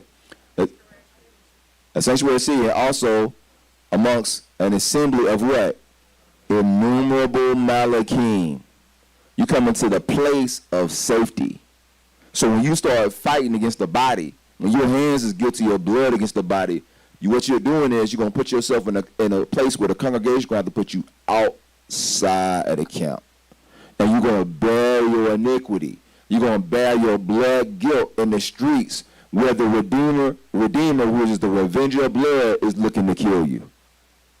This is the reason why, catch me outside, this is the reason why everybody that's outside of the kingdom is what? Dogs, whoremongers, liars. Anybody do what? Develop a lie. Let's keep going. So I start looking at this thing, and I tell you how wild it is. So the Levite city, because there's 48 different Levite cities, right?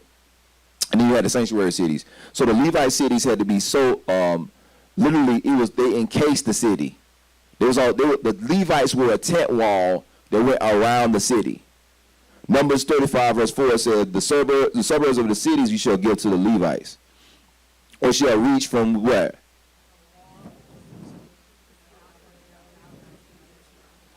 So the Levites were a protection that's supposed to cover the city. You in a sanctuary city, that's your covering. The priests. You can see that even bleeding on the bread. Hadashah when it talks about going before the elders who have, how did he phrase it? Who, the righteous, their prayer availeth much. They have the ability to intercede for you. They can become a protection, a hedge of protection from you. Once you done went out the side of the Levite city, then you're left to the revenger of blood. And you have to be repaid. He says that he will repay with what? Fury and blood. Everything. So think about this. You got all these sins that you done committed. You come into the assembly, you get deliverance. Then you turn on the assembly, and them little rocks come back, and you go into torment. Then you go outside of the assembly, and then Yahuwah recounts to you because all the sins that was covered are now uncovered. To that point about immersion. So if you look at the immersion, it talks about how the immersion is not the putting off of sin. That's what Mori Husha is saying, essentially the same. So most people think that because in this a oath of good conscience towards the Lord. So most people think they go in the water and as soon as they go into the water, I'm purified, I'm good. That's not what the scriptures say. It just means that the sin is covered. But your oath of a lifestyle that you're going to walk after coming out of the water determines if you're going to be in line with Yahuwah and Yahusha. But as soon as you decide to backslide after making that oath, you outside. The revenger of blood has right to you. So to that same point, so now we're looking at the Levitical cities and the covering of the priests and everything. So the Torah says that manslayer, the one with blood guilt, Right. is covered as long as the priest is alive. Right. So this is why it says in Hebrews that we have such a great high priest that has ascended to a higher tabernacle in the Shamayim. Yahusha's been resurrected and is alive. Right. So if you find a sanctuary city that is in his name, Right. and you've been immersed in his name, you are safe. Right. In his name, because he's still alive and he's not dying. So go there and wait. Right. So the word wait in Hebrew, man. So it's tied to the word, same word for hope, and the same word for immersion. Immersion, mikvah or mekua, and hope is takua, kua, wait, expectancy. So then going back to 1 Corinthians chapter 7, where he's talking about husband and wives, Right. and being intimate together, conjugal rights, except for a time of separation, Right.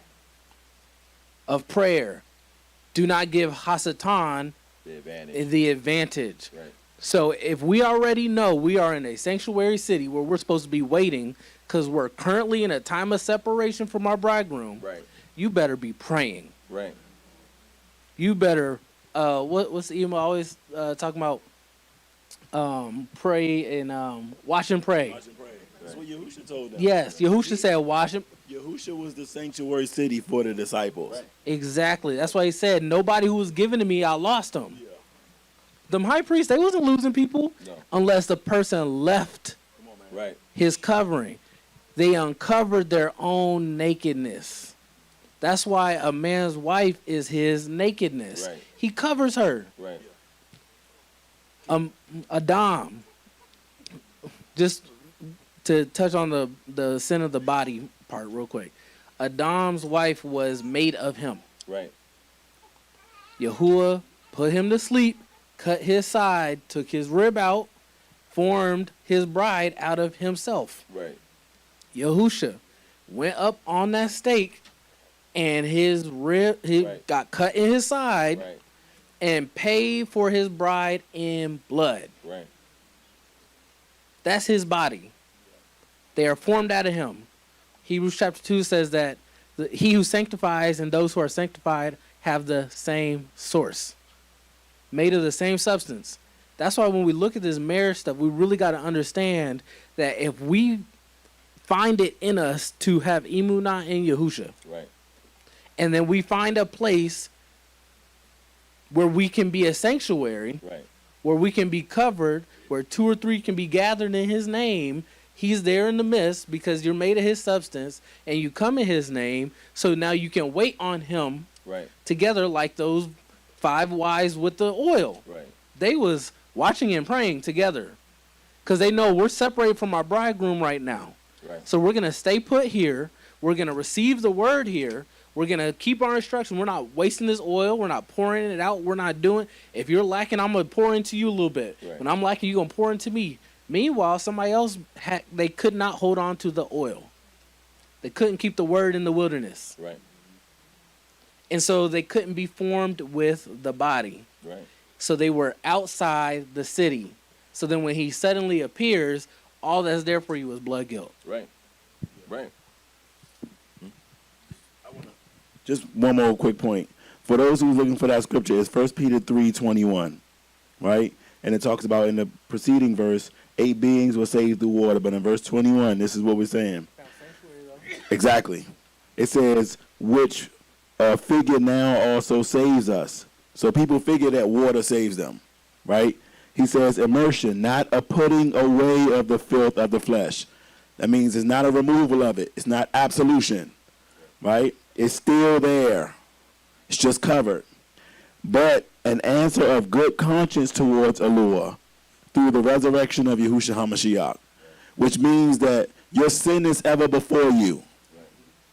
It's only Yahushua's blood that keeps it covered. So if you break that oath and you go outside of what you committed to, which was to be the bride of Yahushua HaMashiach when you come out of that water and lifestyle, then that's when the revenger of blood has access to you. That means you've gone outside the sanctuary city. Yahusha is our sanctuary. But while he's away, he set up sanctuary cities or sanctuary city assemblies with his authority. So it's some people who are they've already left the sanctuary city. They're already out there with the revenger of blood. That was said last week. Now he's just going to manifest that they've been outside of the city. Yeah, they just think they're good because it haven't happened yet. But Yahuwah says that he gonna catch them slipping. Because let's go back to what you said about people this is Yahuwah set these things up for you to come into a place and you to be not only healed, but you to be restored and for you to flourish. Now, the only way you're gonna you're gonna encounter so if you're in the city, the revenger can't come for you at all. You covered. Like what you said, you have to uncover yourself to go into a place where the revenger of blood will meet you. Up until then, your sins are covered. But that's what does the old say? Blessed is the man whose iniquities are what? Covered. Because you can enter into the sanctuary. So let's keep going. Right? Deuteronomy 19:11, it says, but if any man hate his neighbor and lie down and from wait and rise up against him and smite him mortally that he die, and he flee into one of these cities, then the elders of his city shall fetch from him thence and deliver him into the hand of the avenger of blood, that he might die. Right? Because the avenger of blood is he's going to pay back. He's going to recompense. The eye shall not pity him, but I shall put away the guilt of the innocent from. So that's the thing. The guilt of the innocent blood, if you're going to remain in your sin, you're going to have to be delivered over to the revenger. You're going to have to. Yeah, this is what I want to get to. Then we're going to try to wrap this. Then the congregation shall judge between the slayer and the revenging of blood according to the judgments. And the congregation, when I say congregation, that's the assembly, that's the body. Do you not know that the Kodashim shall judge the world? Lift up your head, O ye, that the king of Kabul might what? So that's when the heads or the gatekeepers, priests who allow doormen, porters. Anyway, 25. The congregation shall deliver the slayer out of the hand of the revenger of blood. And the congregation shall listen, restore him to the city of his, whether he was fled. So not only, that's why the congregation is going to be able to cover the person and restore them if they can find that person guiltless. If they can find that person guiltless, even though they can, there with what? Blood on their hands. And listen, and he shall abide in it until the death of the high priest, which was anointed with the Kodesh oil. In other words, he's a Mashiach. He's a Mashiach to you. He's somebody who comes and intercedes for you. He's a redeemer to you in that time. He covers you because he's been anointed to cover you, to keep you from the slayer, keep you from the destruction, keep you from the revenger. Right? He's just like a husband. Right? The anointing of the order of the priest and the congregation covers the blood guilt of the manslayer. All of us have blood guilt. All of us. So we come into a innumerable company of angels. We come into the covenant that's established through the blood of Yahushua that's speaking better things than Abel. Right? We done these things. We can't turn back to sin. Because this is the reason why if you read in the Torah, it keeps talking about how every time they kept talking about a judgment, they said they put them outside of the camp. So happened. They put them outside of the camp. This person, I remember when I first read it, I was like, they just put them outside the camp. Why did they just put them outside the camp? Because the revenger of blood is waiting on them. You know what Cain was scared of? He said, they will kill me. So he was like, okay, I'll put a mark on you that they won't kill you. Because he knew the revenger of blood was waiting on him. Because he was guilty of the innocent blood. So people always want to indulge in wickedness or evil until evil is recompassed. Until true evil shows up. People want to play with Hasatan until he actually manifests himself. Right? Until true... It's not a game. If you in one of these sanctuary cities, this is why we tell people you done seen and heard too much. If you come in here and you done worshipped and you done went through Aruka and you done went through Halakha, you done went through 500, 700 hours of counseling, right? And you done been delivered and you had all this stuff happen to you and you just decide to just continue in inequity or turn back, what else is there for you? What else? Who can taste of the goodness of Yahuwah and then just turn away? That's why it amazes me, and when it actually happens, I actually praise Yahuwah because it proves His word true. Yahuwah can do every single thing to restore you, and some still will not be restored or healed. He'll provide you a sanctuary city. He'll provide you an eternal high priest. He'll provide you elders and chiefs and stuff that'll pour into you 24/7. And some people are just like, nah, it's not for me. But it's by Yahuwah's hand that they have that mindset. Because before the foundation of the earth, he knew what your decision was going to be.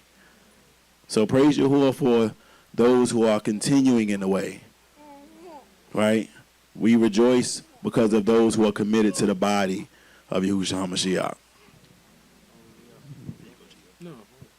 So, if you look up the word sanctuary, even if it's in Google, you're going to say sanctuary, a place of refuge or safety. So when you're inside of these 7 assemblies, it's a place of refuge and safety. It's a place where you can be covered, right? A place where you can be established if you choose to be, right? This is the reason why it says, going back to Hebrews 10, when it says, let us consider one another to provoke them to good works, not forsaking the of ourselves together as the manner of some is. Some people do that, right? But exhorting one another so much the more as we see the day approaching. Listen, 26. For if we sin willfully after we receive what? The knowledge of the truth. What did everybody call this walk?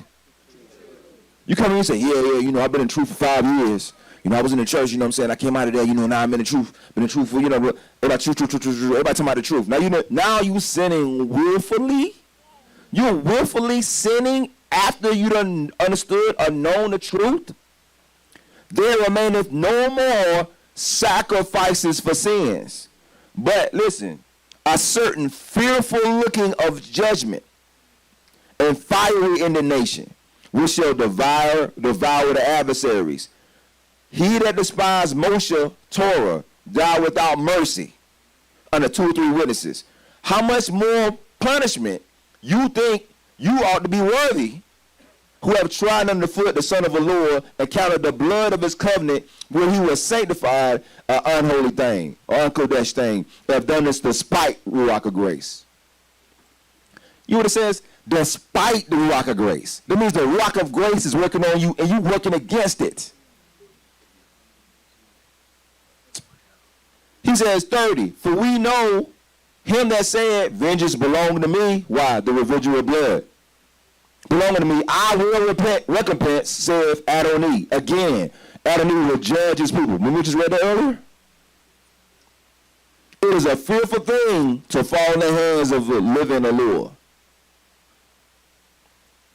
Sanctuary. It might be the last one I read for today.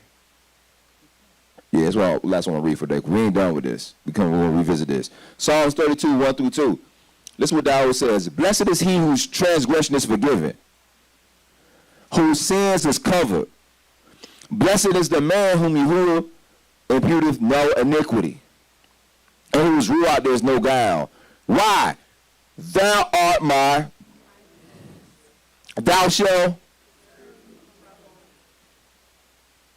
thou shalt compass me about with songs of deliverance. Selah. The sanctuary, the hiding place. That's where people's transgressions are covered. That's where they meet with Yahuwah. This is where they turn from iniquity.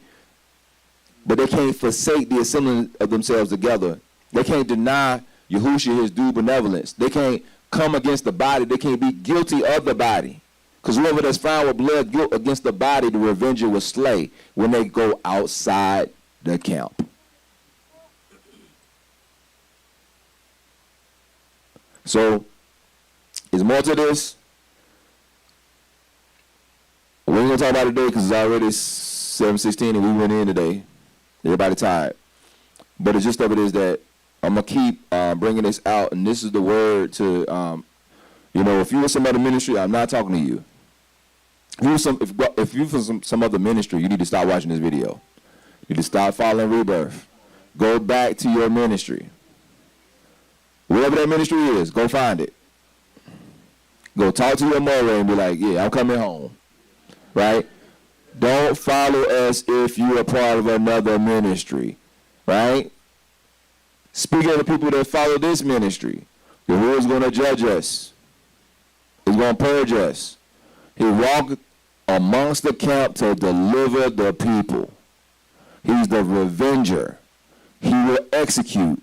People don't believe that he's real. They don't believe he sees. They don't believe he knows. He knows all, sees all, hears all, and will judge all. He has promised it, and he will do it. We're moving into the time, like even Yada's dream, 7 months. We're moving into a time that people of gathering, moving into a time of almost like next things. Next things. So we in this in between. It's gonna look completely different when we get there. We're gonna find out who about you, who and who's not, including myself. I'm gonna be tried. Everybody's gonna be tried. I said this last time. What happened? Everybody got tried. It's gonna be an even greater trial this time. Prepare your hearts. I've been there listening for I don't know how long. What 4 months, right? Prepare your hearts. The wicked, you're gonna be exposed in every assembly. Matter of fact, I pray that Yahuwah expose you publicly in every assembly and make a spectacle out of you. All 7. Praise Yahuwah. Hallelujah. What we say? I'm saying shalom everybody in the house. Shalom everybody online. We'll talk to you later.